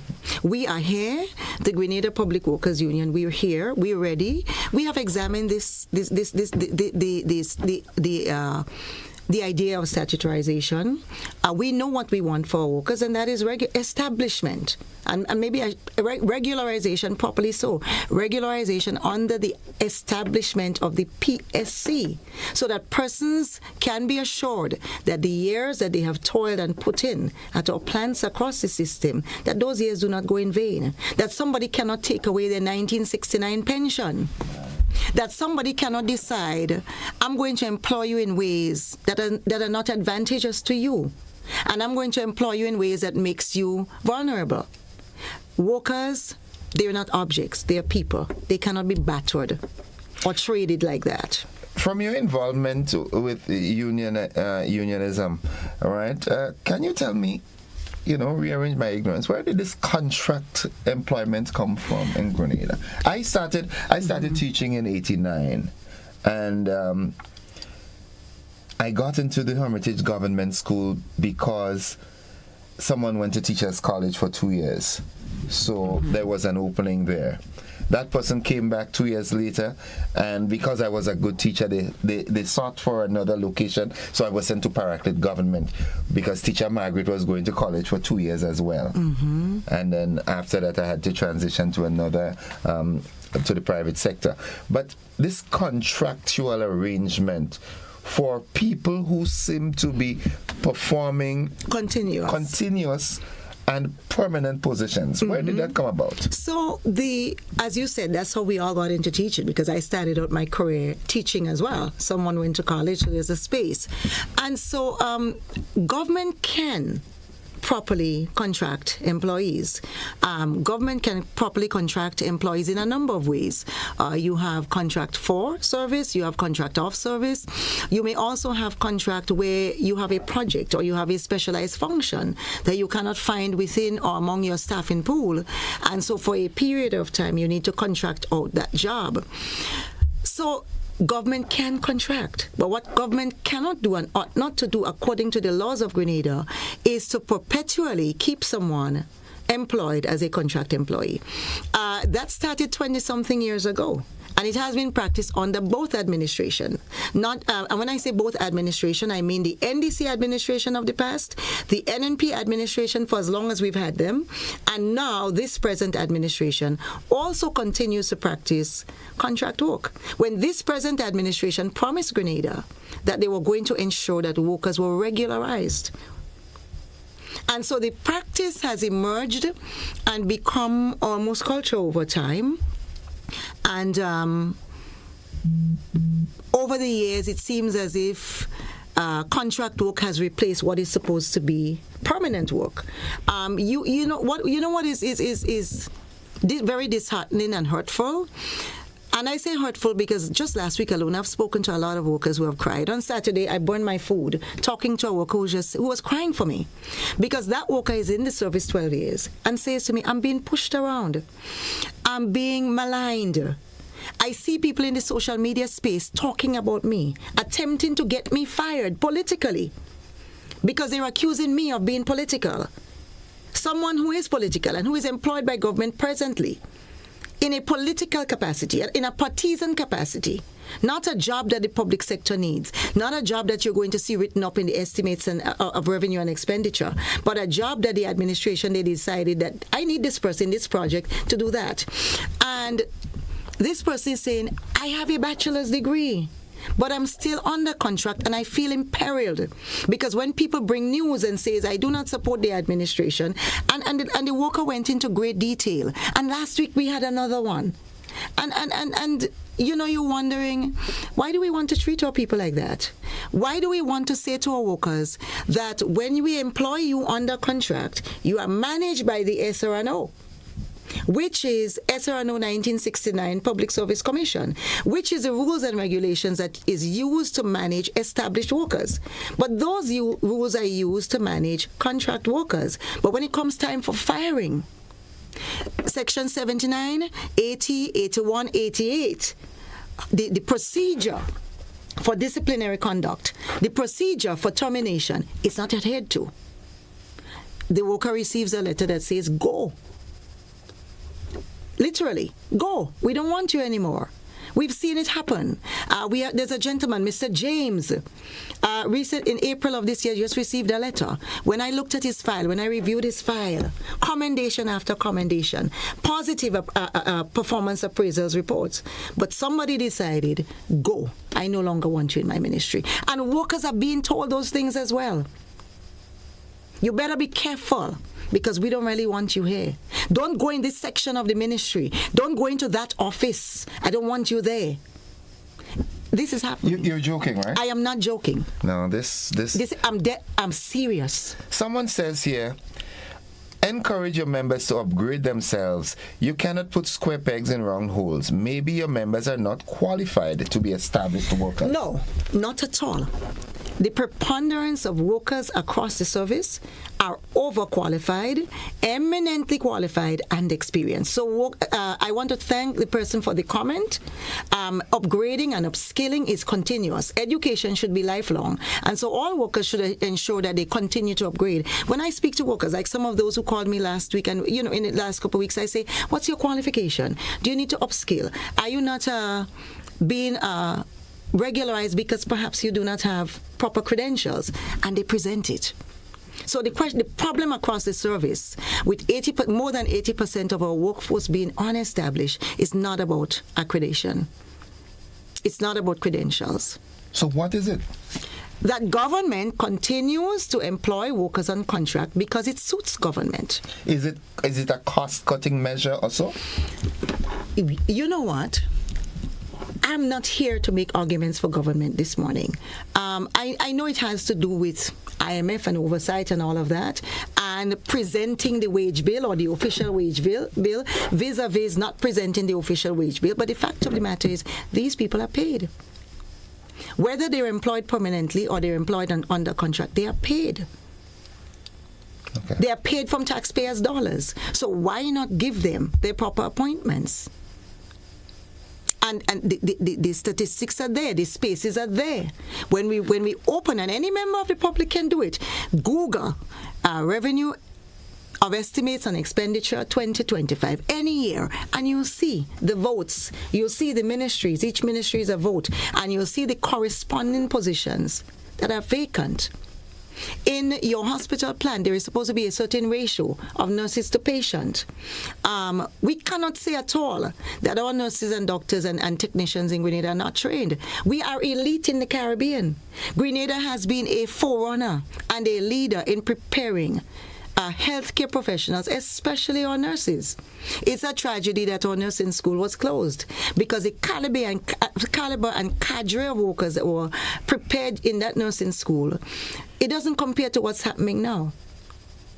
Okay. That's the report from senior nurses and senior practitioners. It doesn't really compare.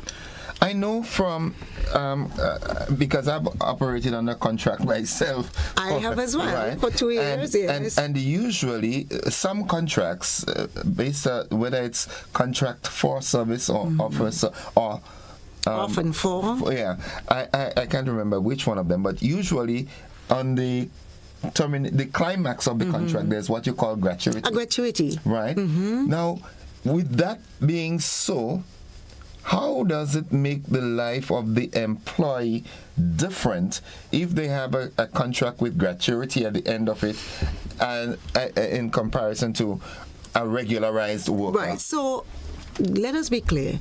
Government employees who hold contracts of any kind, and there's so many, they do not receive gratuities at the end of the year. or the end of the contractual period. Say that again. They do not receive gratuities. So you're correct. That is how contracts of employment, that's how it's supposed to function. That's legal. That at the end of the contractual period, you receive a gratuity. And that does not happen in the public sector. What happens is that they receive, some people receive automatic increases in salary when the union bargains for it. In 2023, the union for the first time wrote in an article that says all workers, regardless to what kind of contract you hold in your hand or whether you're established, you should receive those automatic increases. It was not happening like that before. So you would see from some department, from one supervisor to the other, from one ministry to the other, someone may apply the increase and then others just don't have it. So we signed that in 2023. But even now, there are times we come across workers who says, I still did not receive an increase for 25, or I still did not receive an increase for 2024. And we're asking, how is that possible? When they are managers, senior managers, who knows the agreement that was signed with the union and knows that all workers are supposed to receive their increases. And so it cements the point, however, that what is practiced within the public sector is not contract according to the laws of Grenada. Okay. Not properly. Someone says, Innocent, can you ask Daisy if she knows any hospital in the world, including the great USA, where workers are fully regularized? For example, Kings County in Brooklyn, a teaching hospital, have workers who on contract and not statutarized or regularized. Yeah, so as the person would understand, I would not be able to provide that information. I cannot sit here in Grenada today and say I'm familiar with the vagaries of Kings County or a hospital in the UK or Canada. I'm very familiar with the Canadian system. I do not know. What I have responsibility for and what I can speak about is workers on the Ministry of Health Grenada and workers across our hospital plants in Grenada. And yes, they ought to be regularized, and it is uncommon and indecent that you have your nurses, you have your doctors, your pharmacists, your groundsmen, your cleaners, your maids, your cooks, laboring in jobs that are permanent, that government needs. Government can never do without maids at the General Hospital because there must be somebody to clean up after the doctor. So it's not what Daisy says, it's what the laws of Grenada says. And there are spaces, as I've said before, under the establishment, properly budgeted for, where our healthcare practitioners can be regularized, but they are not being regularized. Yeah. Okay. Good morning. I am an old public officer. Can you tell me if you think that any government will be able to sustain putting everyone on the permanent establishment? Well, if you're an old public officer, it means that when you are employed, you are properly regularized and you properly had a letter from the PSC. Why then do you believe that in 2025, a worker, a human being, a Grenadian citizen, should not benefit from what you benefited from when you were a public servant? Okay.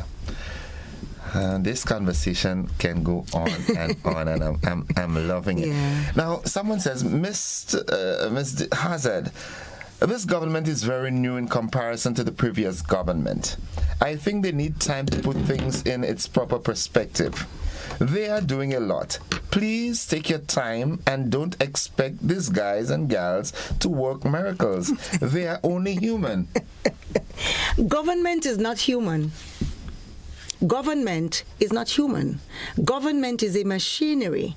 Government is a process. What we did in 2022 is that we went out there and we voted for a political party, for a group that said to Grenada, I am here and I'm ready to take control and I'm ready to undertake the governance of this country.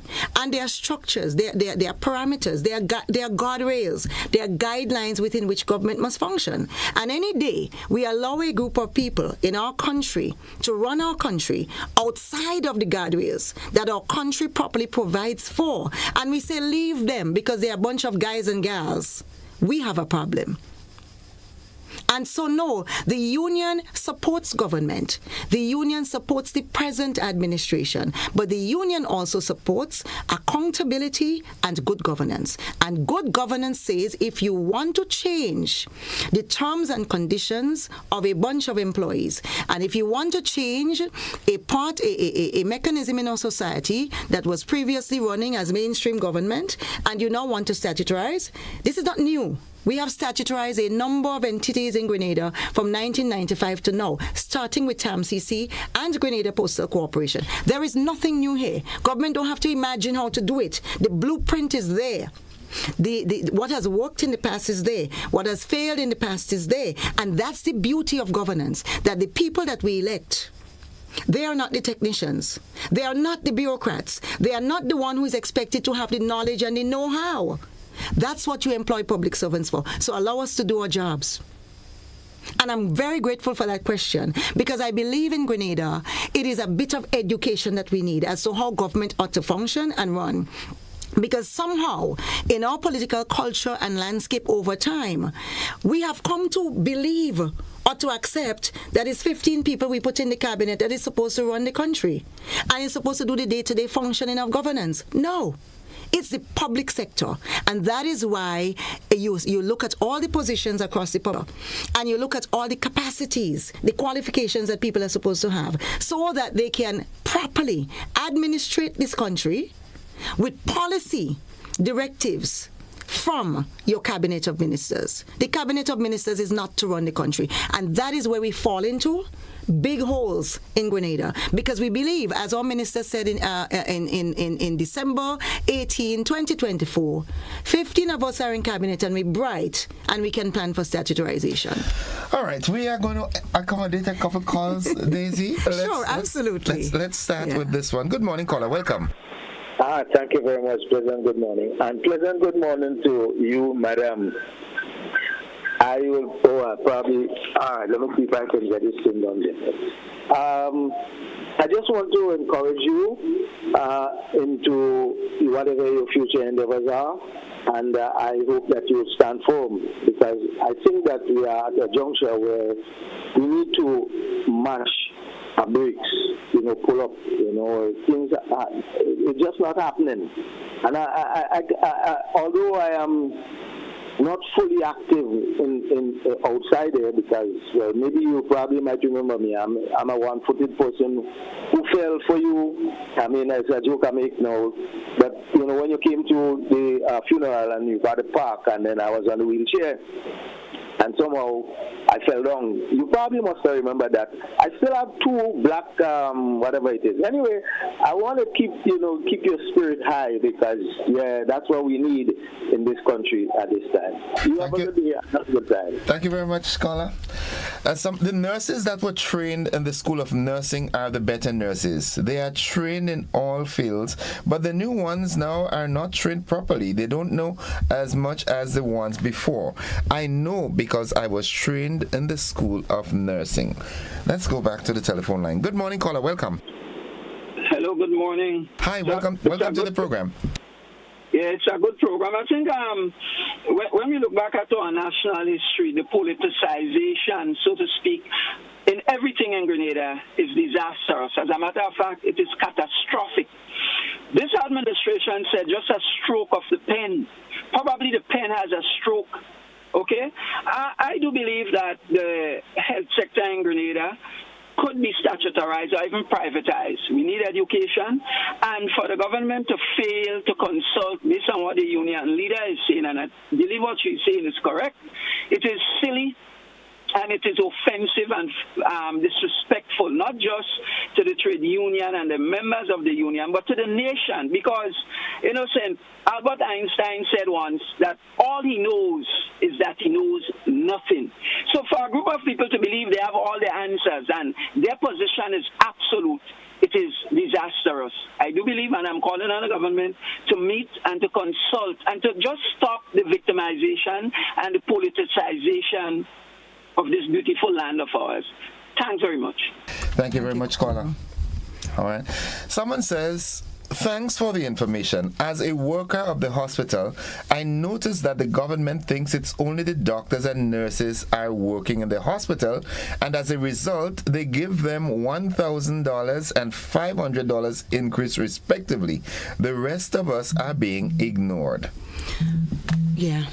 Recently, I had to say was praising that someone who is very close within the machinery of government and the party, and I said, do you understand the amount of chaos, the amount of disgruntlement and bitterness that has been created at the hospital, where you give people money that is not salary, because that's not salary. You can't take it to the bank. While nurses and doctors were glad for it and has been glad for it because it's money, it's not salary. So it didn't improve their lifestyle in the manner that they would want. But you have all the other workers at the hospital who is part of the cog of hospital services, and they have received nothing. And so it has really created this disenchantment. That $1,000 or $500, was it a one-off payment? No, it's nurses and doctors receive. So doctors receive $1,000, nurses $500 per month. But can you imagine, as we've said, the spectrum of workers across the general hospital, from administrators, and you need your administrators, from people in the records department. There is a young lady from the records department who has been there 13 years and her salary is $1,300. And you work alongside someone, or you're preparing records and notes, the nurse is going to call you to say, I need the notes on the patient now, because records are critical. But you've not been given any kind of emolument by government. We have a caller. Good morning, caller. Caller, you need to get that volume regularized, all right? You need to turn up the volume of whatever device that you're using. I love Daisy's spirit. Learn your job. We make excuses constantly. Tell them, Daisy. Thank you. Good morning, caller. Welcome. Caller, good morning. Welcome to the program. All right, someone's Christmas has come early. They've gotten a toy very early. Okay, well, I really do hope for the best. Let's try. I'm going to try again. And let's see. Good morning, caller. Caller, good morning. Okay. Lines are unbelievably silent. Yeah. I don't know why. Okay, I think I figured it out. Exactly. A hospital and healthcare system does not run by doctors and nurses alone.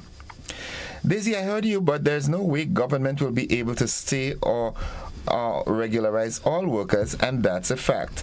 Do you think the government will be able to regularize all workers who will be hired at Hospital Polaris? Let's go to the telephone line. Good morning, caller.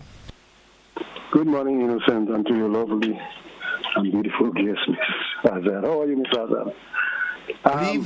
Caller, please leave my lovely, beautiful guest alone. Just make your point and get off my program. She's not just lovely for you, Innocent. She's lovely for all of us.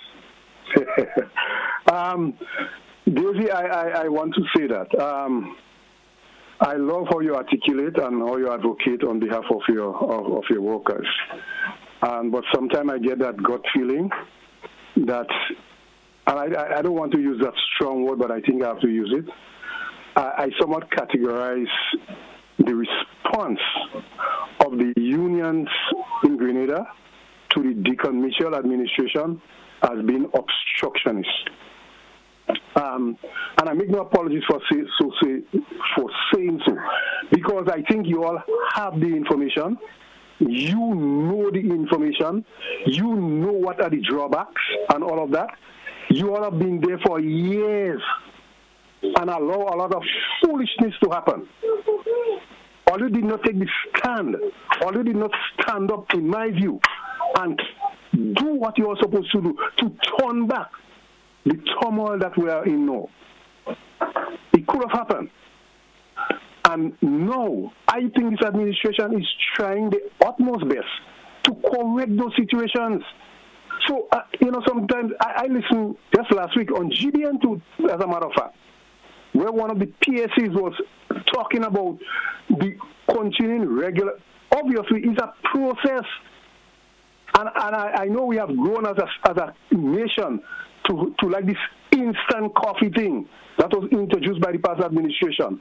We want it now, immediately. That cannot happen. And yes, I would want to say maybe when Deacon Mitchell make the pro-announcement that can happen by a stroke of the pen, maybe he didn't fully understand the gravity of the situation that was inside there. And now that everyone has known, now everyone has gone to know what is the gravity of the situation, what is the big confusion about. And they say, that is what I'm getting. It seems that there's a confusion. When you all don't get what you all want, all you making noise. The union cannot dictate to the government certain conditions. They will put down conditions and bring it to the union and have a discussion. If I'm a manager and have my place of work, I have conditions upon which you work. And if you come in to work with me, then you agree, you don't agree. There may be a little tweaking here and there, yes, as the trade union body who represent those workers. But sometimes I feel that you all want what all you want and not what is the employer is somewhat putting forward. And it is unfair. We have gone through a lot in the past, and we see what happened. It's not that we don't see Grenada, know what happened. So why now make it sound like though this government is a demon? And they are not. They are the ones that is trying to effect and make things better for the workers in Grenada. So please go on board with them. You say you all are on board, but what you all do and say is showing differently. Thank you, and have a good morning. I need to respond. Thank you. Well, please. And so it's unfortunate, caller. Thank you for your comments, because I wish I had an hour to delve into your comments, but I'll try to be brief. Thank you for your comments. And it's unfortunate that you use the word thinking that government is a demon in describing the government. Those are your words. And it's unfortunate that you feel the need to use those words in a social discourse. This is social dialogue. This is the union presenting its viewpoint. And what we asked for is for consultation in the process of statutorization of health and hospital services. And if you are saying, caller, that that's not good enough, or that unions ought not to ask to be consulted with, and consultation means that you sit around the table and we speak and we exchange ideas and we exchange thoughts and we present information and we distill that to do the best thing for Grenada. If you're saying that that's not good enough and unions should not want it, then what you're saying is that you do not want a government, an administration that is going to function properly, and you do not want statutorization in the best interest of Grenada. That's what you're saying. You've said a lot of contradictory things here this morning. You've also said that we are contradictory and inflammatory. Now, if you want an obstructionist, if you want to see obstructionists, go back to the era, the years before 2022, when we marched in the rain, when we marched with policemen around us, when we marched under states of emergency, when we marched during COVID, when we took the pension matter to court, that this government was able to use to get into office. If you want to talk, if you believe that union is obstructionist, go back to that period. Because this has been the quietest period for me as a trade unionist. This has been my quietest period. You mean this period presently? And so sometimes when I listen to callers like you, I'm thinking, you can't be speaking to the facts, because the facts and the evidence is there. You can support your party. You speak about the Deacon Mitchell administration. I'm speaking about the administration as governing Grenada. So I'm not pointing out Deacon Mitchell. He's presently our Honorable Prime Minister. But you're the one who has zeroed in this morning on partisanship and a political party. I'm speaking about responsible governance and accountability. And you're asking what is the confusion? I am not here this morning. There's no confusion. Confusion is a brawl. What we are having this morning is social dialogue. So, sir, I think you ought to go back and re-examine your own self. Thank you. Let's go to the telephone line. Good morning, caller. Yeah, hello, good morning. Sometimes call-ins and inflections and the way some people articulate send out different messages into what or says something totally different to what they may intend. However, with due respect to how it sounded to me, it sounded as if the government being attacked. Because at the end of the day, the government need to negotiate and do what they need to do, as well as a union have a right to negotiate as well. But in terms of how the speaker is speaking, it sounds as if they've never done anything right. In terms of the increase in some salaries for the doctors and so on, in terms of trying to bring certain projects to Grenada. Now, you have administration that never even think about that before. As a matter of fact, they never even done that. And you have a young administration under the leadership of Deacon Mitchell who's trying his best. And you know there's no perfection in the human domain. But at the same time, sometimes when people speak and how they articulate, it sounds as if they're under attack or they're attacking the government. Because just as how they have a right, they too. Because remember, at the end of the day, Ms. Daisy come and she's speaking, but the government, if you had somebody from the government now to say what she's saying, is it factual or not? Because we are only listening her side. So we need that clarification. And at the end of the day, we have to summarize and analyze what is going on. But we should also give kudos to the government. Because you have to understand, the health sector being always messed up. And as the caller before rightly said, they allowed certain things to happen. And all of a sudden, it seems as if people have freedom to just say what they want now. Like if some people's eyes just open. You know, this government coming to power and they're trying the best. Nothing is perfect, but they're trying the best. And I think we should try to negotiate it with them, meet halfway, and don't try to do it in a dictatorial manner, but come and negotiate in a respectable manner so everybody could feel satisfied in the best interest of Grenada. Have a blessed day. Thank you very much. Caller, exactly what you have said this morning is what the unions are asking for. And you would understand that negotiation takes place between parties. And so what we are asking for is for consultation between union and government. And what I've done this morning is to read out excerpts of what we heard from Parliament 2 weeks ago, and I've said that what was said is false. I make no apologies for that because it's false. I can't butter it. I'm not here to butter it. I'm here to say that government said in the opening of Parliament that they've consulted with the unions. I'm here to say that that's false. No consultation whatsoever. Zero. None. And you see, we keep conflating the issue. The issue is about consultation and statutorization regarding health and hospital services. It's not about everything else that we're conflating here. It's about statutorization. That's what we're speaking about this morning. So if the facts offend you, I can't apologize for that. And on that note, Daisy, we've got to end the conversation. I'll give you 30 seconds to wrap. Yes, I just want to thank you for the opportunity to speak to the nation this morning. I know that our workers at the hospital, they've been tuned in. Our union continues to represent you and to advocate for you.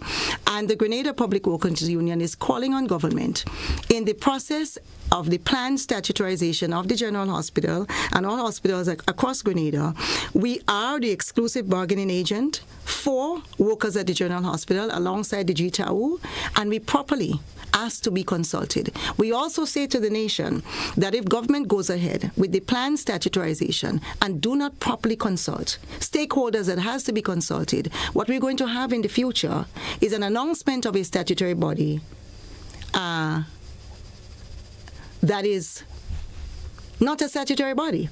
We'll have an announcement, but not a process or procedure. And so we are calling on government to do the best thing in the interest of this nation and in the interest of health services in Grenada. Thank you. This comment just came in and I thought it fitting. It says, it is not just a regularization of healthcare workers. It is the quality of pay and benefits they receive. It is preposterous. Hence the reason many leave the country, and it is also discouraging people from wanting to become healthcare workers. That's so true. Thank you for that comment. Ms. Hazard, thank you for sharing with us this morning, and I do hope that good sense will prevail and that in the final analysis an amicable solution will be had and there'll be regularized and a statutorized, established protocol that will ensure that everything works best in the interest of us all. Thank you so much. Thank you. Have a blessed day. Folks, that has been the conversation this morning, an extended version, of course. Thank you for being with us this morning, as always.